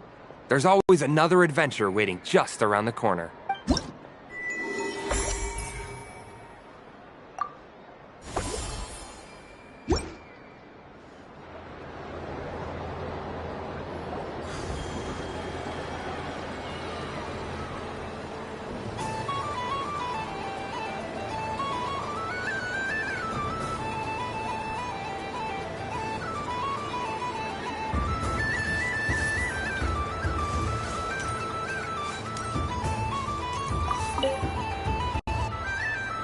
Welcome home, Moon Goddess.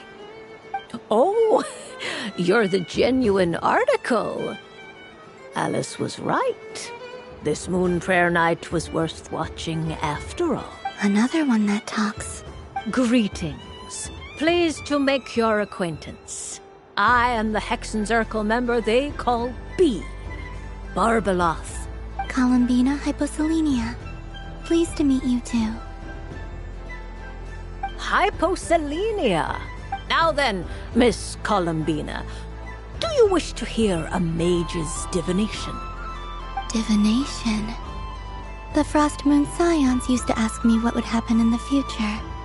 Is this like that? From the perspective of the one seeking answers, perhaps. As you look to your journey ahead, if you seek to understand the unknown, resolve your doubts, and soothe the confusion in your heart. The unknowns on my journey. Of course, if one wishes to peer into fate, then hydromancy is the more precise option. But that is a complex affair. and to relegate that majestic art to the status of a festive amusement would seem somewhat uncouth. Besides, it is sometimes better to not know fate with great certainty. Hence, I shall use the suitably festive Luna Arcana to tell your fortune instead. It is more popular with the youth in any case. Lunar Arcana? Indeed. Unlike hydromancy, this will only display possibilities and trends. People like to think of themselves as creatures of agency and free will. Peering too far and too clearly into the future is detrimental to both body and... I'd like to give it a try. Of course you may.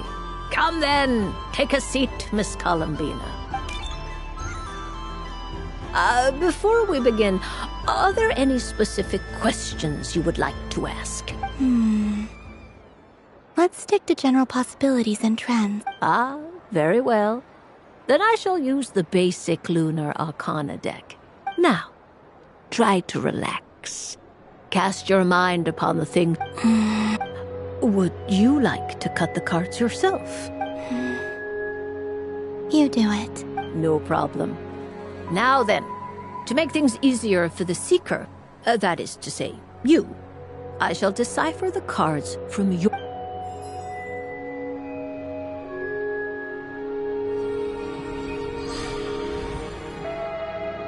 Please, draw the first Lunar Arcana. This represents destiny. Now, draw your second card. And now the third Arcana. This is the present. Finally, the last card. This shall speak of the future, which... Oh. Kuvaki Pulse? Fascinating. I've never encountered this before in my role as a... What do you make of this, Miss Columbina? Of course, if you wish, you can choose to deny the validity of this card and draw the future for yourself. No, it's fine. Let's go with this one. A bold decision. I must say I'm looking forward to the result. Well then, let us flip the Lunar Arcana. Sure. First, Destiny. No surprises here.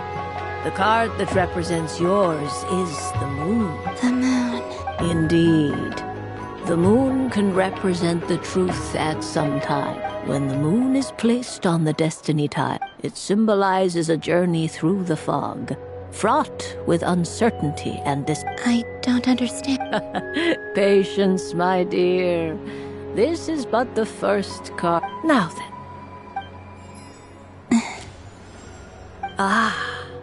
The Hermit, but inverted. Inverted?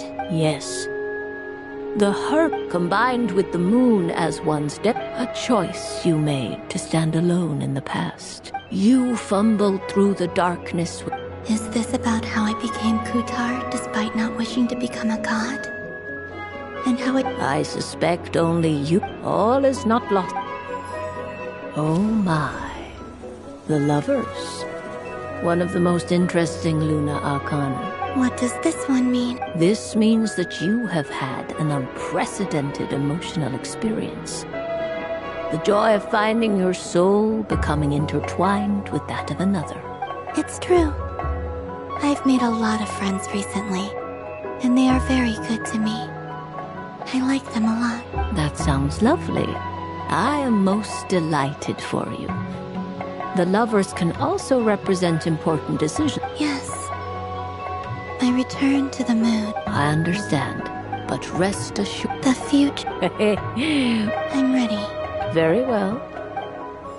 Oh. Miss Barbalov? What is it? This card is death.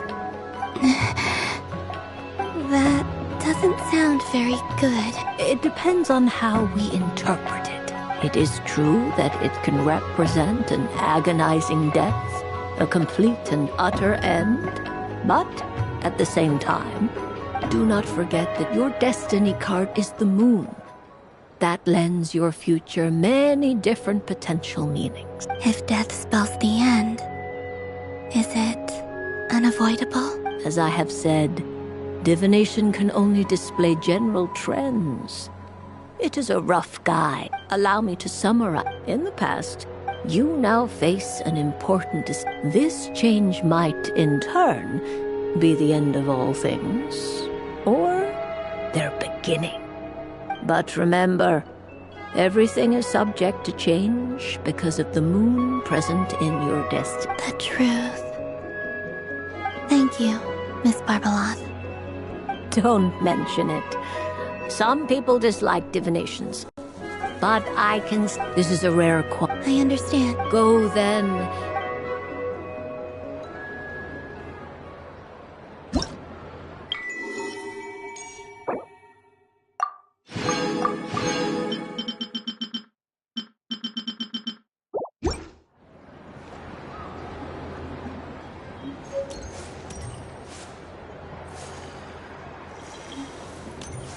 What's this?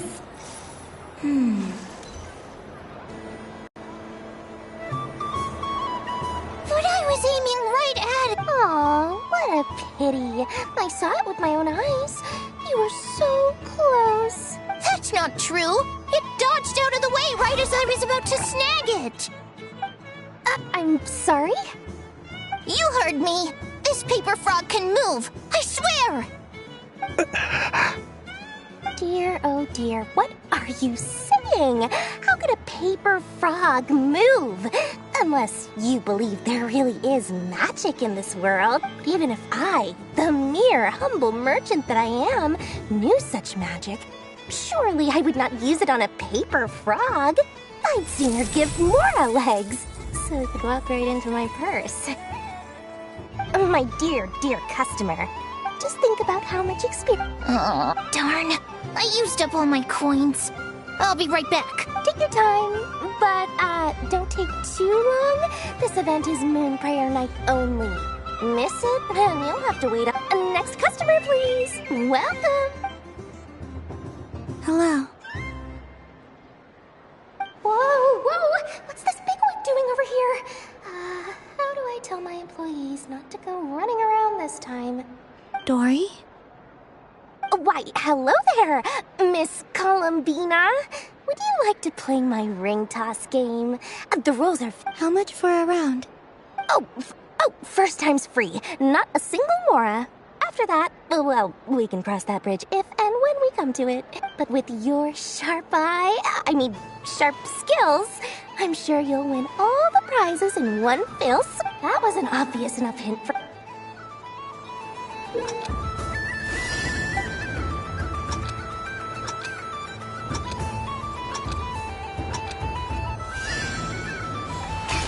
Here comes the ring! Oh, nuts.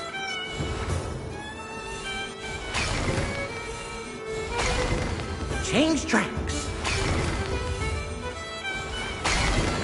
Roselle, should we move or not? Just a tiny bit. All right, then I'll... Oh, sugar plums, not the clock hands. How do I move the legs again?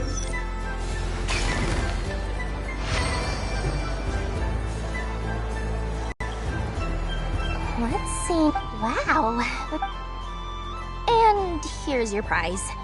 Now, how about another round? Happy Moon Prayer Night, Miss Columbina. Happy Moon Prayer Night, Durin and Hatka. Yes.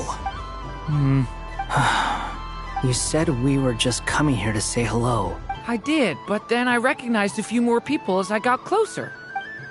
Do my eyes deceive me? Is that... It's our little dragon. He's all grown up. Well now, since you came all this way, why don't you try out this lovely game we have going? He'll have a go. I'll pass. It's only one free try per customer. You can't give your try to him. I'm aware. How has Elder Almond been lately? He's in great shape. He tried to go boat racing with Firecracker a while back. How about you, little... Yes, I can't. But you've become less chatty. We call that maturity. You know, the knight wields a sort of stone is... That's awesome! I want to be a knight when I grow up, too. Ring, here I come! Oh, the hat-wearing man. I never thought I'd see you again. If you say... Oh, I do say so. May the engine in our hearts propel us to the... I can move! I can move now, What are you doing? Running into the rings like that? I've never seen anything like this. But how? They're origami animals and clockwork. I have to get to the bottom of this. Next time I see the Great Mage Alice, I shall demand answers. Thank you, Dory. I had a lot of... Now for your prize. Where did I put it? Give me a moment to dig it out. Oh, sweet grand prize. How I wish I didn't. Good thing I've already turned a profit from the customers earlier in the night. Otherwise, I'd have wasted all my hard work. Okay, I'm back. What? I leave for 2 seconds. Oh, well, these things happen, you know? Perhaps you'd be interested in one of the other prizes. Here. Huh? But Don't worry about it. oh, thanks so much, miss. Oh, goodness gracious, Columbina. Daddy, look. Forget it. She is the moon goddess of... Huh? Oh. You can take mine if you want. What? Why? Why are all these bleeding hearts? Happy Moon Prayer Night, everyone. Happy Moon Prayer Night.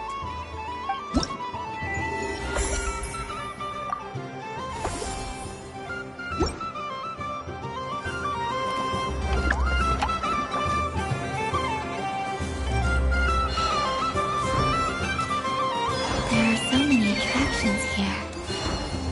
Since I rarely get out, I might as well make Moon! You... candy to share. Welcome home, Moon Goddess. Fancy a box of moon prayer candy? Sure. I knew you would. Now, what flavor would you like? I'm not sure. What flavors do you have? Is this for yourself or as a gift? A gift for my friends. Ah, I see. In that case... Do you have... Huh. No? Okay then. You did say this was for... Maybe Smetana then. Hey, now that's a creative idea! I've never tried it before, but if you... While we're at it, you got any other ideas?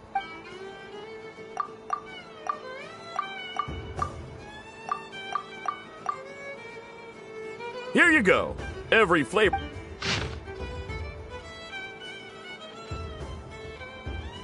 Thank you. Haha, I should be the one thanking you! I hope you and your friends...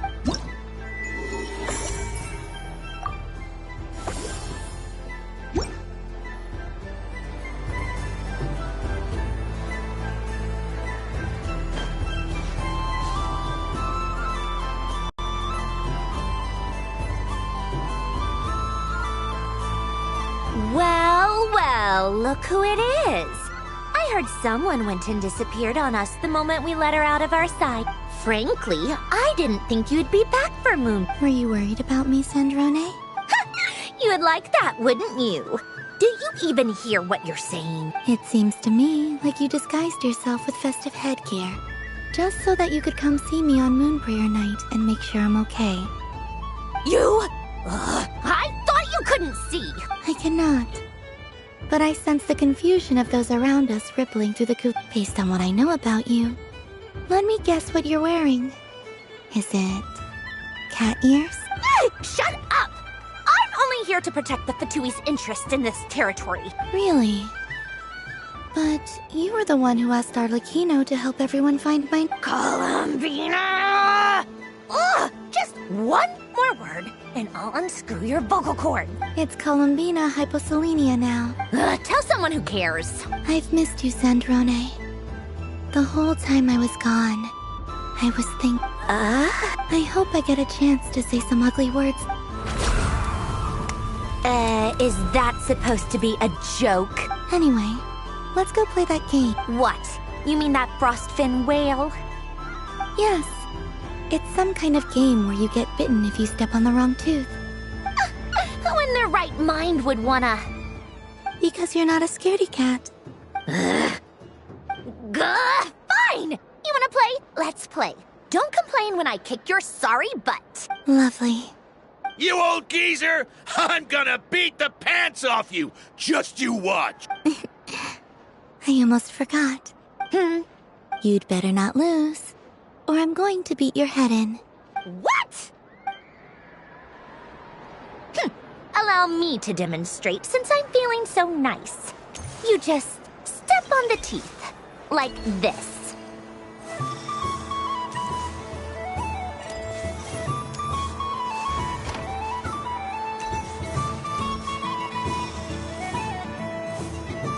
Which should I pick? Your turn, Sandrone.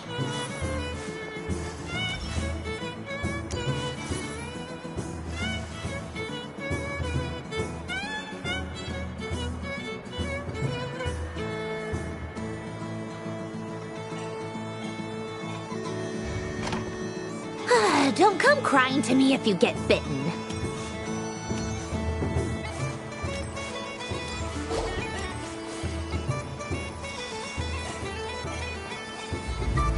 There are less and less teeth remaining.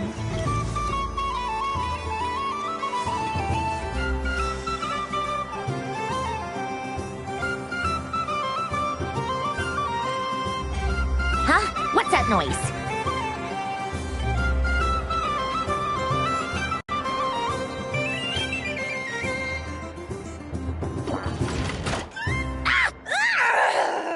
I think you might have picked a bad tooth, Sandrone.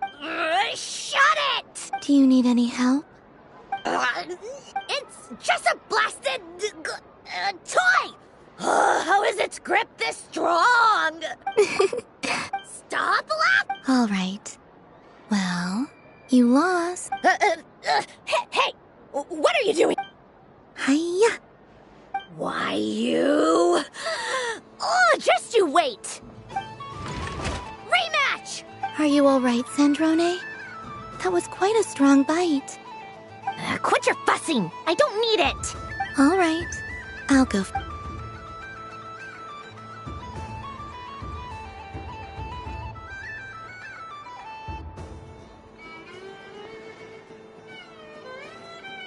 I see it now.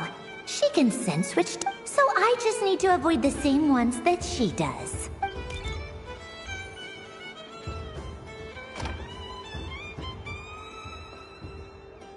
This one. She avoided that one then? Now I've got you. All right.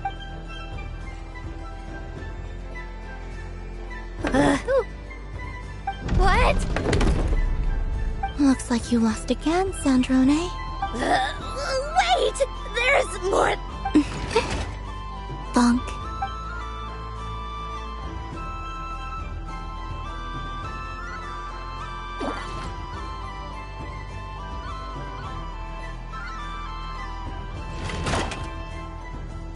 Stupid game! What idiot came up with this? Are you all right, Sandrone? You said some nasty things just now. Oh, I'm peachy. Should I let you bonk me on the head as well? Forget it. Come on, bonk away. It can be your consolation prize. I told... You've always been so... Singing right outside my door, inviting yourself to my tea parties, going AWOL. Of all my days with the Fatui, the times I spent with you, Arlecchino, and Rosaline, they were my favorite. I will not forget them. We'll always be friends, no matter where we are, right? Who would want to be your...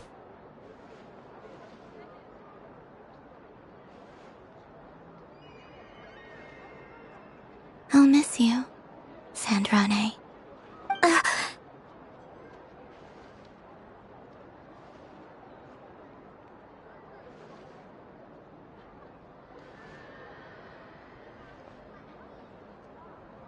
Goodbye, Sandrane.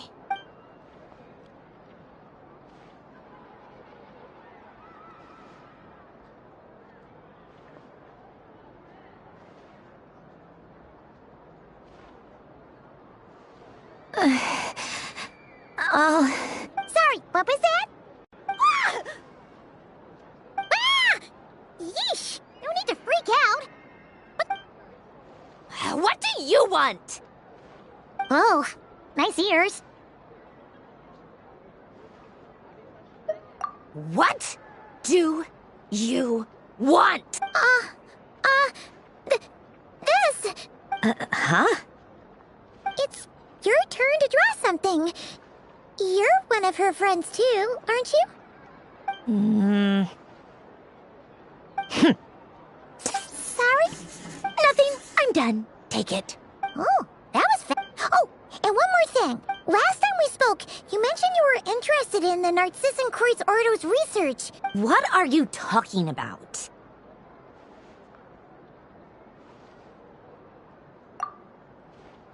This is... Oh. Alan, Renee, and Marianne. Huh. The Holy Blade. A savior's plaything. It's not about whether I approve or not. These people, they would sacrifice themselves for the sake of the world. That is something I would never choose to do. Still, I didn't know they had any pictures left. If I'd have thought to bring a kit. What? Yeah, of you being bitten by the frostfin whale and... Tear it up! Now!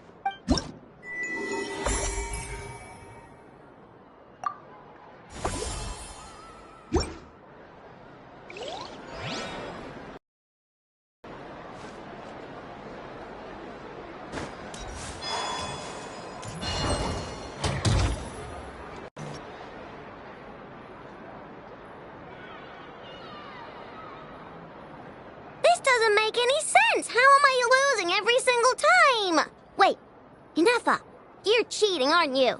Yeah. I am not cheating, Aino. Uh-oh, sounds like Inefa's turning into a big baloney bot. I think it's time for some... Moon Goddess, help me. Miss Columbina, Aino is attempting to cheat. What the... I'm not the cheater. You're the cheater. How dare you throw it back at me?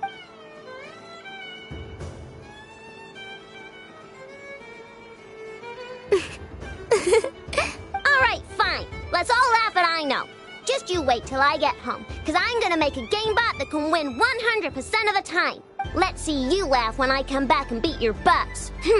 You'll all have your heads covered in stickers when I'm through with you. We came to check everything was okay after all that yelling, but,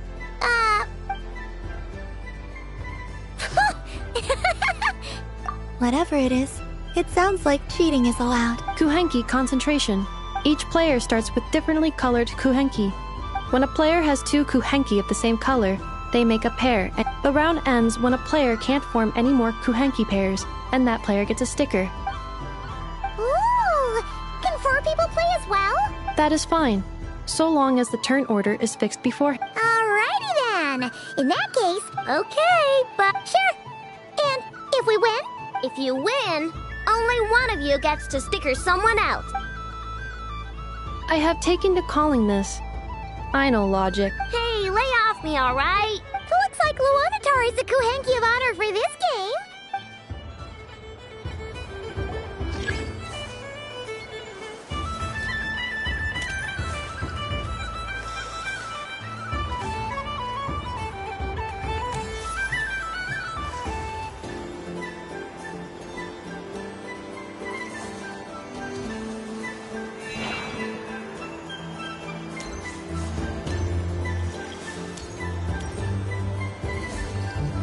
Nice! That's a pair!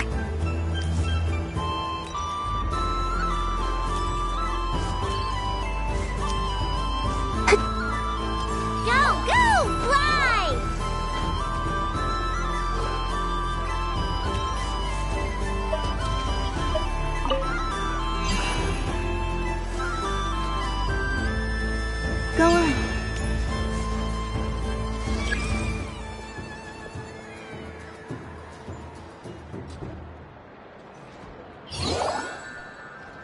I have a pair.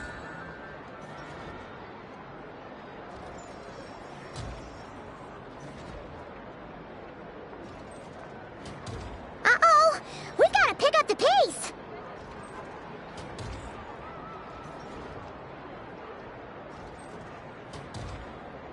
Yep.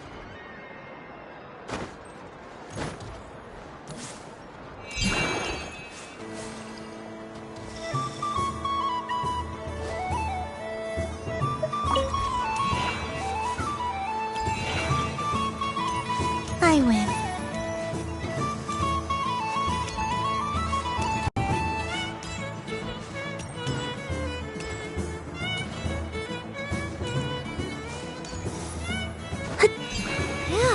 That was too close.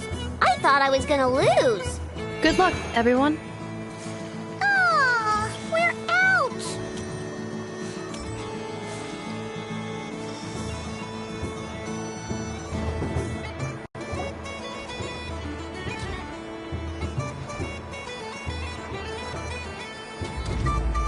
Let me pick a good one.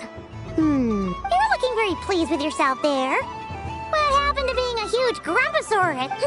I won. Duh.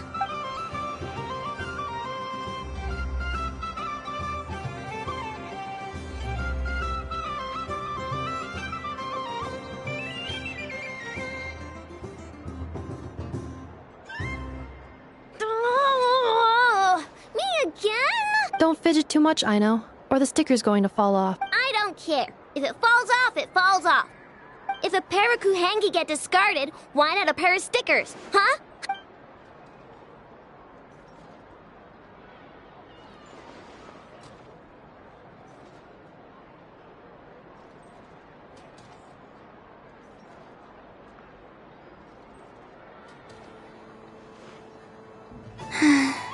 I've lost. Sticker, sticker, sticker!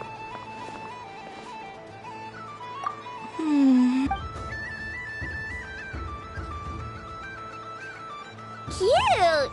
You think so? Shame. I can't see it for myself.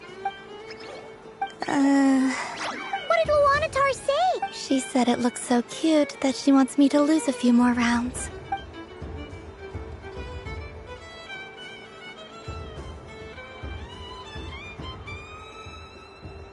Who put these stickers on Paimon's eyebrows? Alright, now, I think we got enough evidence to prove that there's a serious problem. Yes. The culprit is... Inefa! Culprit? What did I do? Quit acting dumb, Inefa! You're not wriggling your way out of this one. I've been watching you. Not only did you remember whose side Luanatar started at, but every time someone drew a Kuhenki, you were logging it and calculating which Kuhenki pairs were gone. Exactly! Putting aside the fact that running calculations is not against the game rules. Do you have any evidence to support your allegations? But that's not against the rules either. So, She certainly does. Alright, everyone grab a sticker. But... Take that!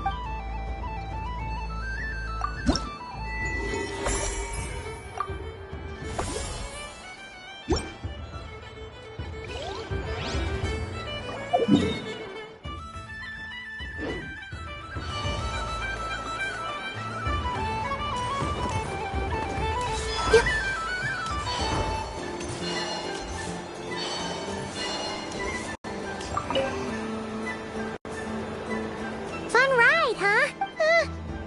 This isn't gonna...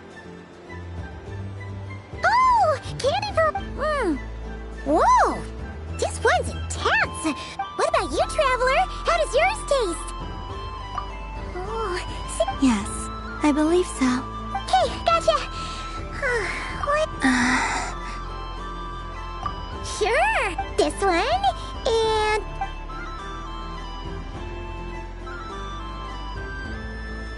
Here we go!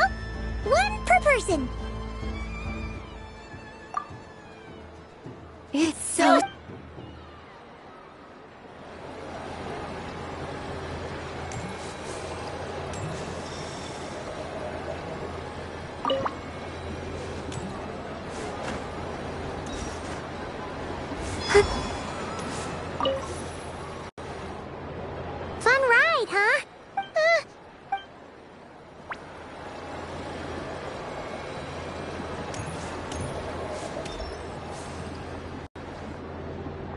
days. Ah, very well. This most of... Wow! Have a very happy festival, Moon Goddess. Lance? That's... Shh. It's our little secret, my dear traveler and pipe. Okay, sure, but... Everyone celebrates. Besides that... That's not what pipe... I see Miss... Fair enough. Ah, well, Oh, this is... Yeah! In that case... What? Ahem. Hello. She recognized you right away! What keen eyes you have, Miss Columbina. Especially considering they are shut. I did not see you. Rather, I sensed you. I can sense... One would expect no less of the moon. Yes, please. Excellent. Something the matter? What about my spirit animal? All the other children carrying sugar... Wait, is she taking the test seriously? You are quite right, Miss Columbina. Yes, please. Do you prefer the day? Night. Which of the 4 seasons is... Winter. Think of a perfect day. What is the... Rainy in the morning, sunny at night. What kind of answer is that? Forests, lakes, and open seas. Which... I like them all. Imagine you opened your very own shop. Moonlight, I think. Wow! Paimon would totally shop there. It wouldn't cost anything. You'd just need to visit. Aha! I believe I know what your spirit animal is. Here. Oh, it's a Kohenki! Indeed. A free-spirited being with a deep love for all things here in Nodcry, who selflessly lends her aid to as many people as she can. It is the perfect fit for you, Miss Columbina. Thank you. But you shall have to. So instead... It's a lit... Hey, why don't you two go enjoy your candy over there? Paimon wants to try out this Come on, play ball. But I want to hear Paimon's answer. But it'll probably take ages. Paimon's a... Oh.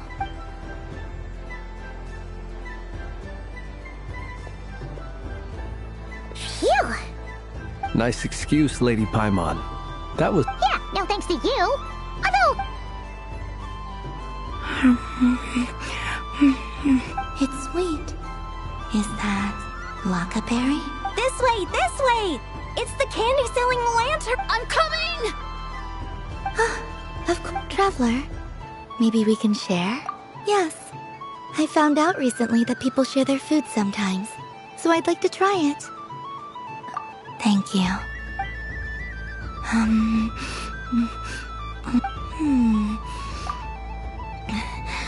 Yours is a little more... Are you sure? Amazing. My sugar sculpture has shrunk, yet my heart is... I will remember this feeling. Sure.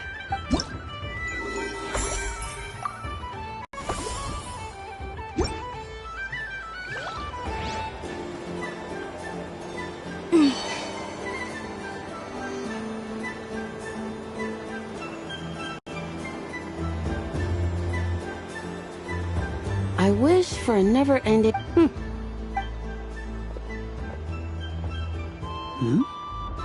Is that Llama the Moonship?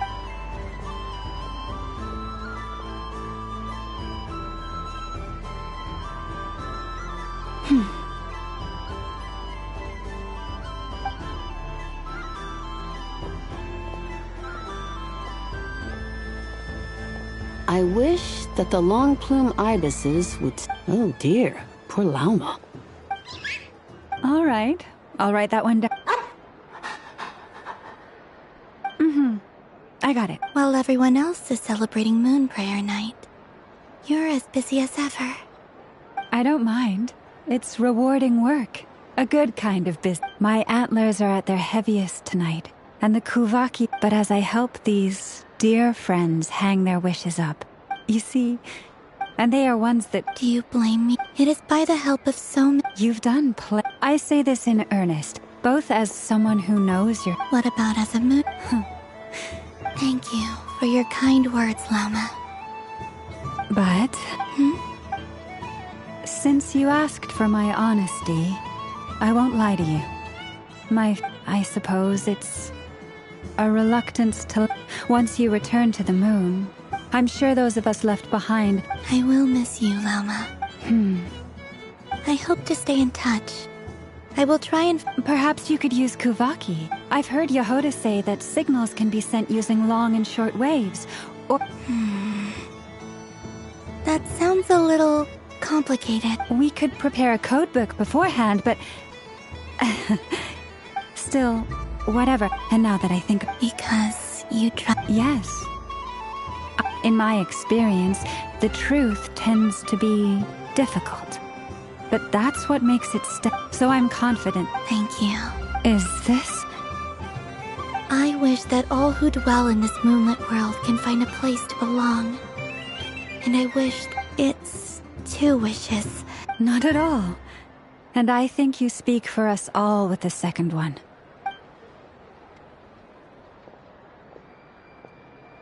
I shall continue to pray until the day that...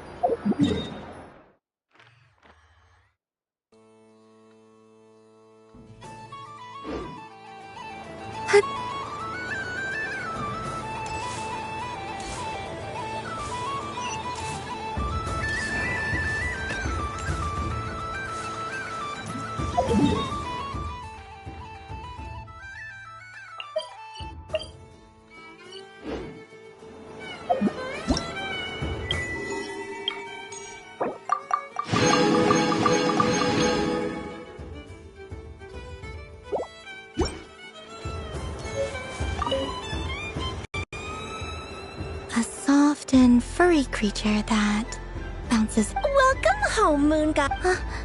This one. Allow me to introduce myself. I am a Dodeko from a distant archipelago. When the going got tough. That sounds like a lot of fun. Doesn't it just? Oh, but then the trouble started. Recently, I found out only to find it overgrown with seagrass. I made it back. Couldn't you just... Oh, the last thing I wanted was to cause a gigantic fuss and get taken to court by a school of spiky. And so, dear Moon Goddess, I was wondering if you might lend me your... Are you roping me? All the festival goers. Besides, I'm afraid I'm not well acquainted with... Oh, that's quite all right. Many, like myself, are mischievous troublemaker. In our eyes, but perhaps in yours, we... Yes. Oh, wonderful!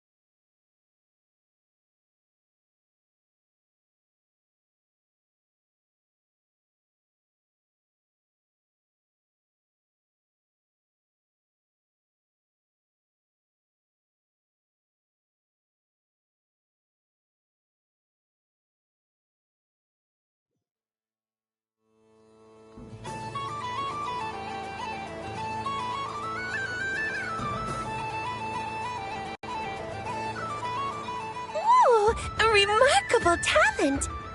So, what do you make of it? The use of Jumpy Dumpties doesn't come as naturally to me as Kuvaki. But they're unpredictable. I think they call this... novelty? Indeed! Not bad. Any gift? What do you mean? Oh, wonderful! Lovely answers to all 3 questions. Remember, if you find any meanies living on them... I will. Up for another round of fish blast? Oh, I mean, of bye-bye, bad fishies! Of course, of...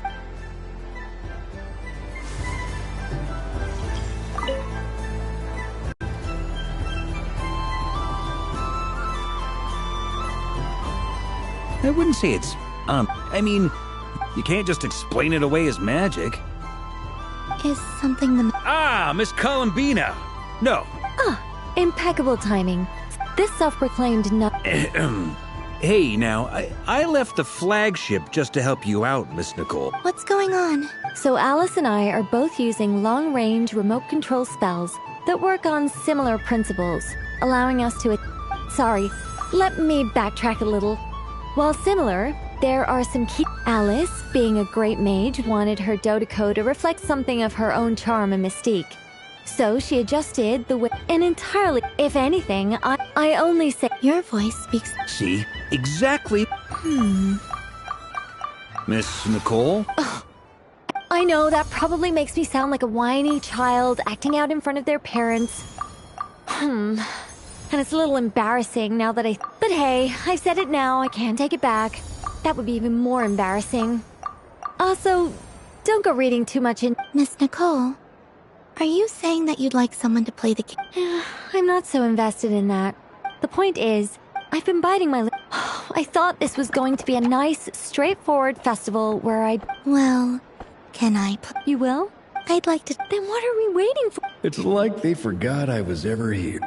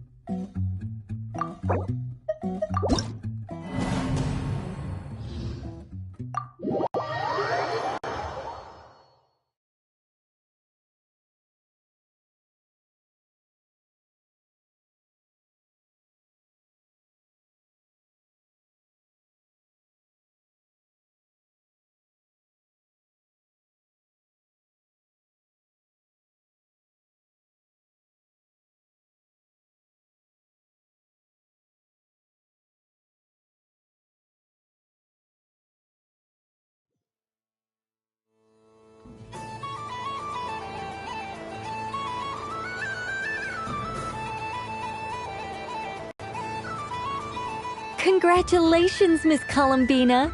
With your great fate? Well, something to that effect. You could even go with, all my hopes are now resting on Can I open it now? Stop teasing me. Please, I'm begging you. No more talk. Just open it. Wow. What a lovely sculpture. There we go. Music to my ears. You have my sincere thank you for Don't mention it. You've all done.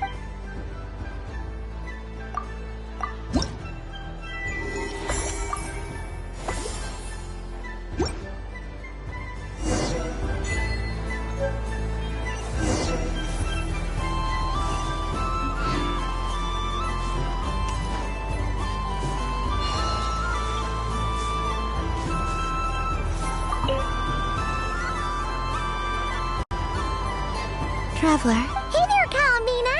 Are you done? Are you sure you don't want... Right now, what I'd like to do is... You're right. I'm not ready for this night to end. Yeah, that's this... I'll be right here if you... Okay. Thank you.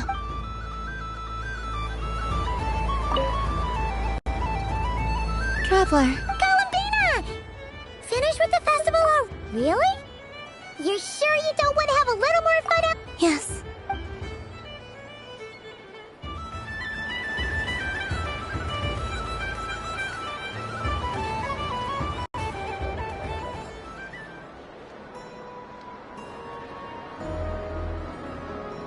This was the most fun I've ever had on a moon prayer night. Everywhere I went, people were saying, "Welcome home," and there were friends at every turn. I only wish it could last longer than one night. Yes, you're right. The moon prayer blossom. Ooh, look! Look! Moon prayer night has come.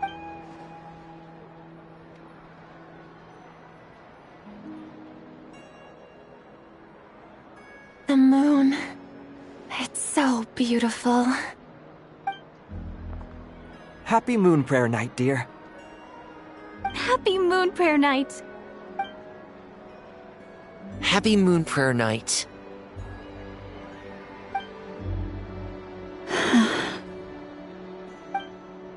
Aww. Huh.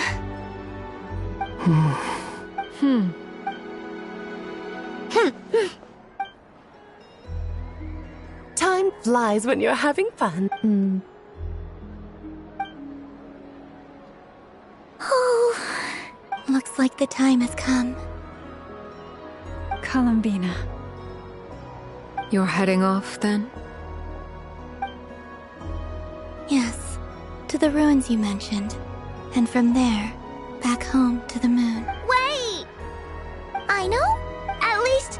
Take one of our craft shop's crumb cookies up to the moon with you. You know, for a snack. Sure. Why not? The Curatorium of Secrets believes in proper farewells. No story should be left without a... Never. Farewells are an important affair for the Ratniki, too. We never know when we might meet again. Ha-ha! And here I thought grand farewells wouldn't suit tonight's mood. But I suppose friendly passion is not to be stopped, eh?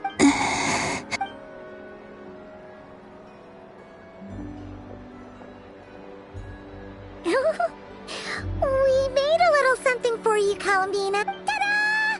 What is it? A Moon Prayer Night greeting card with drawings by all of your friends. You did mention that you'd like a portrait done, so I took the liberty of creating one for you. I, meanwhile, did the portrait of Mr. Albedo. And Mr. Varka did the same for me. I mean, I think my work was pretty true to life, don't you think? The picture of Ashru was my doing. The two of you seem to get along rather well. Wait, was I the only one who did a full-body picture? That's so embarrassing. I did pictures of me and Anefa. I did my own portrait and one for Hat Guy. Plus, there's the two mages, Arlecchino and Sandrone. So, if you ever miss us, just flip the card open and we'll all be right there with you. I don't know what to say. Thank you so much, everyone. This whole moon prayer night was more than I could have ever asked for. It is the greatest gift I have ever received. Llama, I figured it out. Remember how the Frost Moon Scions used to use milk as invisible ink to write hidden messages? That was a very long time ago. Oh, are you saying? Yes. When I miss you all, I shall use moonlight in the same way to write. Wow, that sounds lovely. Quite. But how will we... Simply open your windows on nights when the moon shines bright, and the moonlight will naturally flow towards the words I have written. That sounds most fitting indeed. Very true to form. I'll try to write them in places that won't disturb your sleep. I, for one, would sleep all the better for having read one of your messages before settling down for the night. Exactly! So don't worry about disturbing anyone's sleep. All right. I promise.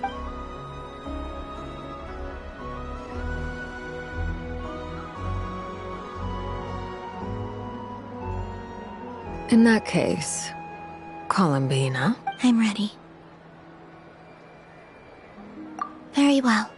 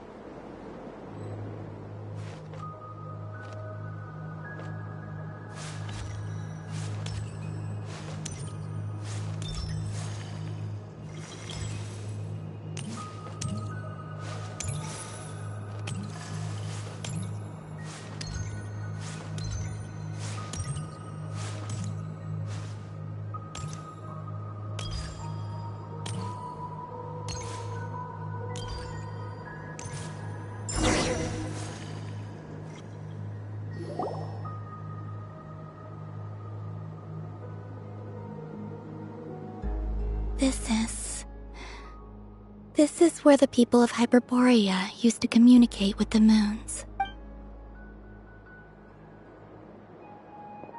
Eternal moon, frost moon, iridescent moon. When the power of all three converge... The gate to the moons shall open. Moon marrow preparations are complete.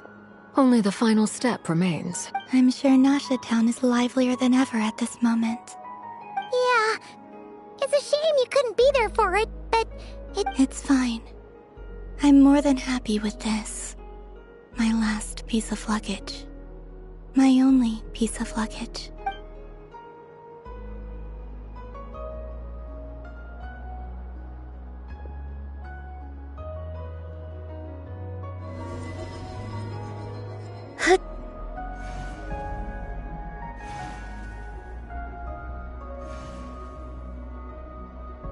I can already feel the moon calling to me.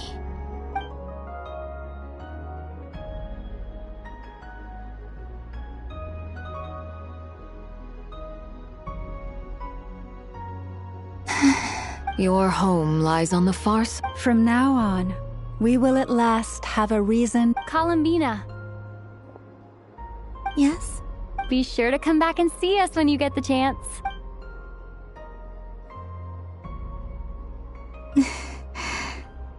Of course. But if that chance doesn't come, then remember that you have friends on this planet.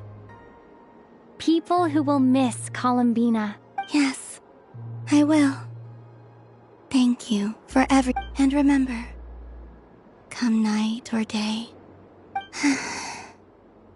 Well then, farewell, my friend.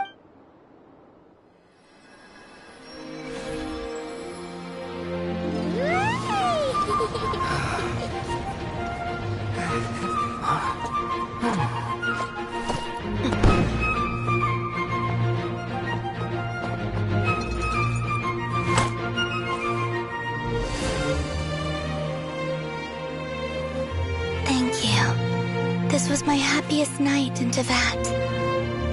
Farewell, Columbina.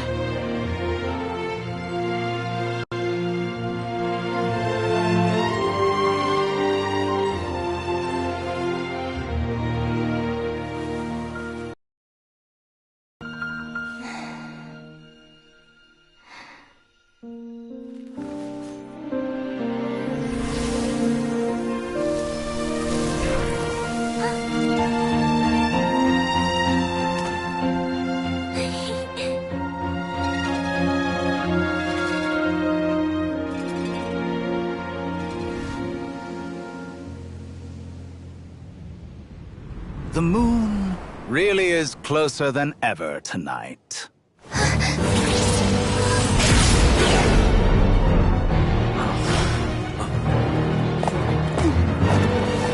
Columbina. All 3 moons in one place. Time for one final experiment. Reason, life, death, time, and space. They all believed I would fail.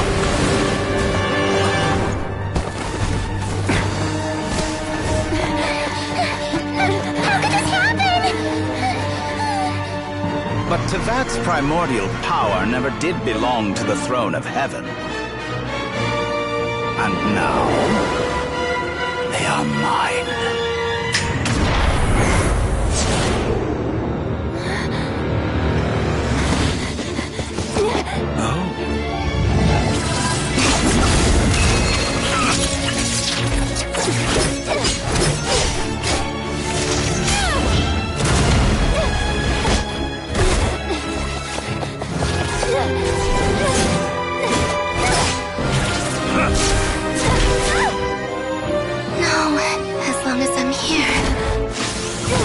Is free to wield the 3 moons' power.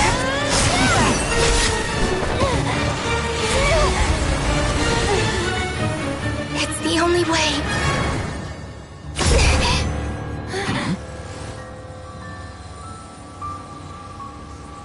I guess I won't be going home today.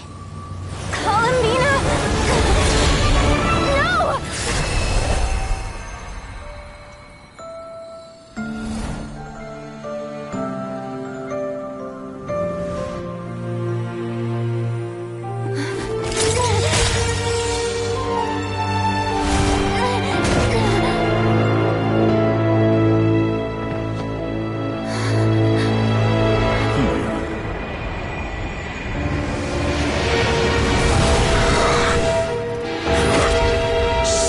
World, do not try to control me!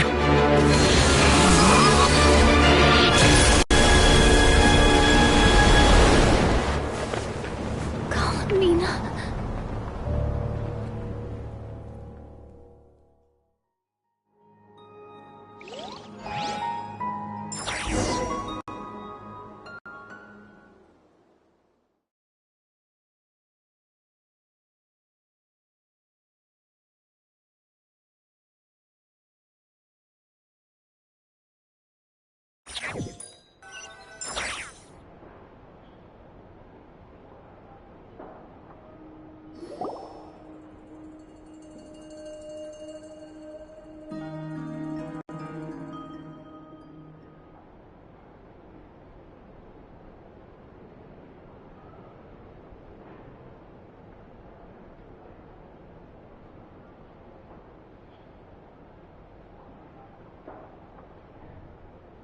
Are you all right?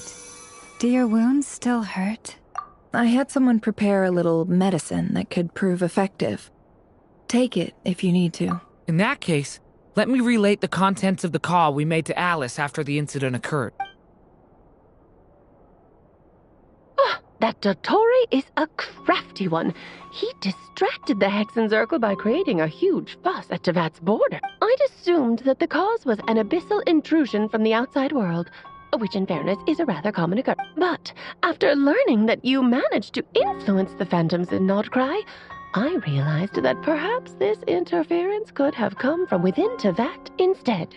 But we weren't able to change their fates. True, you couldn't change how their stories ended, but you did build some variables around yourself. Variables? Yes. Things you heard that you could not otherwise have learned. Ideas that would otherwise have never crossed your mind. All these things are variables. Of course, most variables usually pale into insignificance with the myriad of possibilities. That's what Dottore did. And it's how he created the necessary conditions so that when you activated the portal tonight, it played right into his plan. However, we have no way of knowing exactly what he did. Yeah, we also need to ascertain Columbina's status. And that about sums it up. As I suspected, Dottore has disappeared completely. If it's any consolation, he wasn't able to control Columbina as he might have wished to. Oh no! What? She did what? All we saw was Dottore appeared and used some kind of power. The next thing we knew...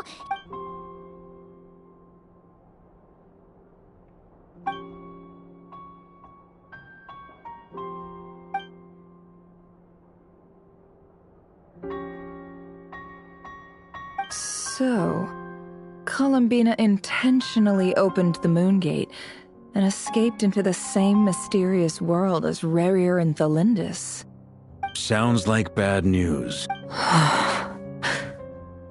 Seen in that way, the trilunar syzygy and Rerir's emergence, Dottore might have been pulling the strings in both cases. According to Miss Alice, he is attempting to transcend his destiny and finish an experiment that only a god might complete. An utter lunatic. Wait a sec, where's Hat Guy? Seems like he'd want to be here for this. He took off with a Dodo communication device after we spoke to Alice. He said he had a hunch that he wanted to investigate by himself. The look on his face was terrifying.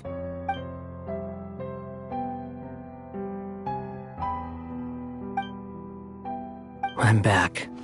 Hat Guy! I went to look for the Hyperborean phantoms again. I think I've gotten to the bottom of it. I got them to talk to Nicole on the other end of the communications line. Turns out, the history they describe is different from how Nicole remembers it. Really? But how? Surely Nicole can't have been wrong. Because the phantoms are the ones who were deceived. They speak of a savior who appeared in their history. One who never should have existed. This savior promised to create a new moon within the false sky, and even bring back their moon goddesses. Foolishly, they believed in him, and told him everything he wanted to know about the moons. It's obvious that this was Dottore's doing. Now you mention it, the first time we entered the Hyperborean ruins, we heard the phantoms discussing their history, and I remember Nicole commenting that something sounded a little But Dottore shouldn't have been able to get in there in the first place. He didn't. Nicole said that this was an anomalous state triggered by disruptions in the causal connections between phantoms from the same era. The variables that Dottore put in place were substantial enough that they even affected phantoms that he never met. So it's not that their memories were unclear. They'd been tampered with. That's exactly the possibility Dottore was trying to manufacture. He turned these variables into knowledge and engineered the situation so all that knowledge would fall into his hand. Then, he harnessed that knowledge on Moon Prayer Night. How is that even possible? To be precise, he exploited a weakness in the way the spell works. The spell senses Kuvaki to detect the moon's location. So, as long as the false moon more strongly resembled a moon than the frost moon beyond the sky, the gate would teleport Columbina to the false moon's location. In other words, to Dottore's side. Once he had her under control, the teleportation spell remained active, and he manipulated her power. At that moment, the moon marrows disappeared right before our eyes. It was already too late, even as we were leaving the room. By then, Dottore had already amassed the power of all 3 moons. So, where does that leave us? What do we do now? I'd certainly like to know what Her Majesty thinks, now that the concerns I expressed to her have come to pass. But we cannot simply sit and wait for her to decide the matter. And in any case, it is not the Fatui Harbinger Damselette who sees us as her friends, but rather Columbina Hyposelenia. If Even in such extreme circumstances, Her Majesty will not lift the prohibition on harbingers drawing steel against one another. Then I will do as my heart demands. Oh, Arlecchino! Time is short, so I'll make the first move.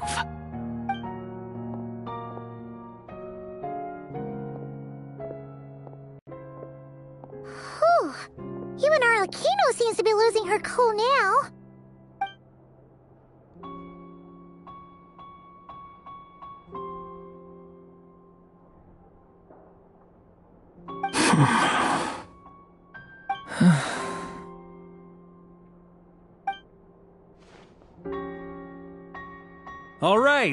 All right.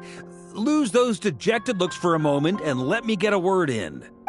It looks bad, I won't lie. Very. So Dotori's pulled some real dirty tricks to gain the upper hand. For now. And yeah, it's to the point where even the mages say that his variables have affected destiny. I'm not so sure. Many have told me that Tevat's destiny is fixed. And that does appear to be the case. Well, what makes Dotori so sure he'll be the exception? And since he was able to stack these variables up, who's to say we can't do the same? You of all people should not be discouraged, traveler from afar. This isn't over yet. And you're not alone in that. Everyone here does, whether they've spoken thus far or not. But none of us are the type to sit back and wait for the sun to shine again. That's exactly how a knight should roll. If they knock you down, you get back up and get back in it. Don't forget, Honorary Knight, you're a legitimate member of Mondstadt too. Mark is right. This is far from over. Dotori's already way overdue a butt-kicking given his past shenanigans. And after this, he's earned himself a double dose. That's what I'm talking. How's everyone else? I'll use Kuvaki to investigate Columbina's whereabouts. I am not ready to give up. Leave the intel gathering to me. Whatever happens within Nodcry's borders, when the Curatorium of Secrets wants to be in the know, we always find a way. Aino and I will do all we can to support you. We will attempt to reverse engineer Dotori's actions and seek a breakthrough that way. Alice and Nicole are busy dealing with an emergency at Tevat's borders, so they can't return just yet. But they're both very angry about this. They've asked Albedo and me to act on the Hexenzirkel's behalf and do everything in our power to fight back against Dotori. Are you ready then? We're going to have to conduct a lot of research. I'll do my best. As for me, I'm pretty familiar with Dotori's way of doing things, so I can try to predict his next move. I'll help with your investigation. Nice! Looks like we have our basic division of labor. I'll get in touch with Flint's and Itlua, get them to have a chat with their Starshiner. It couldn't hurt to bring the Lightkeepers on board as well. At the same time, I'll pass on instructions to the knights present in Nodcry to assist the Lightkeepers and other organizations in ensuring the safety of those living here. Yeah! That's it then. Good.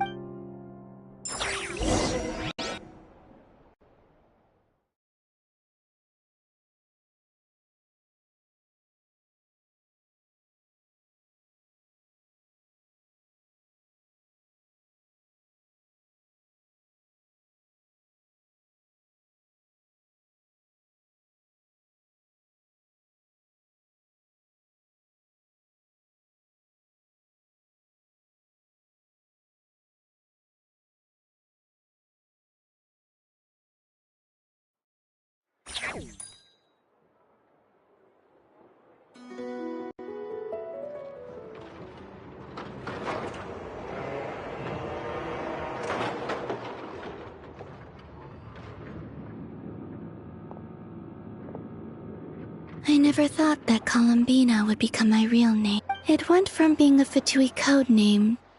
And remember, come night or day, the moonlight...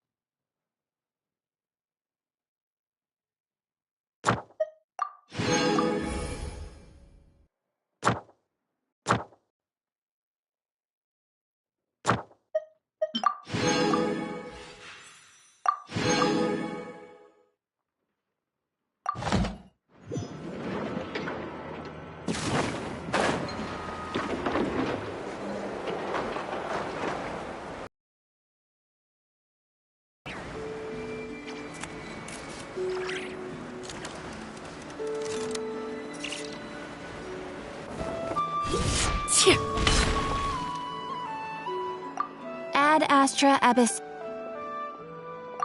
Thank you for Ad Astra.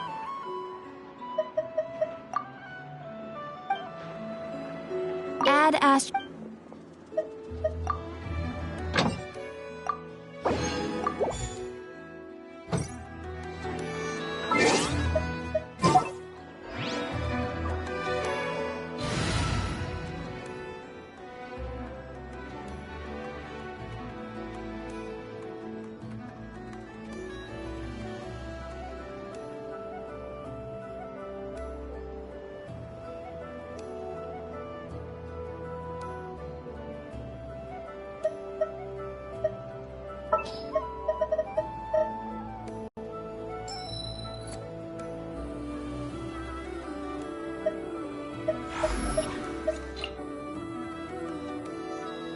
Leave it to me.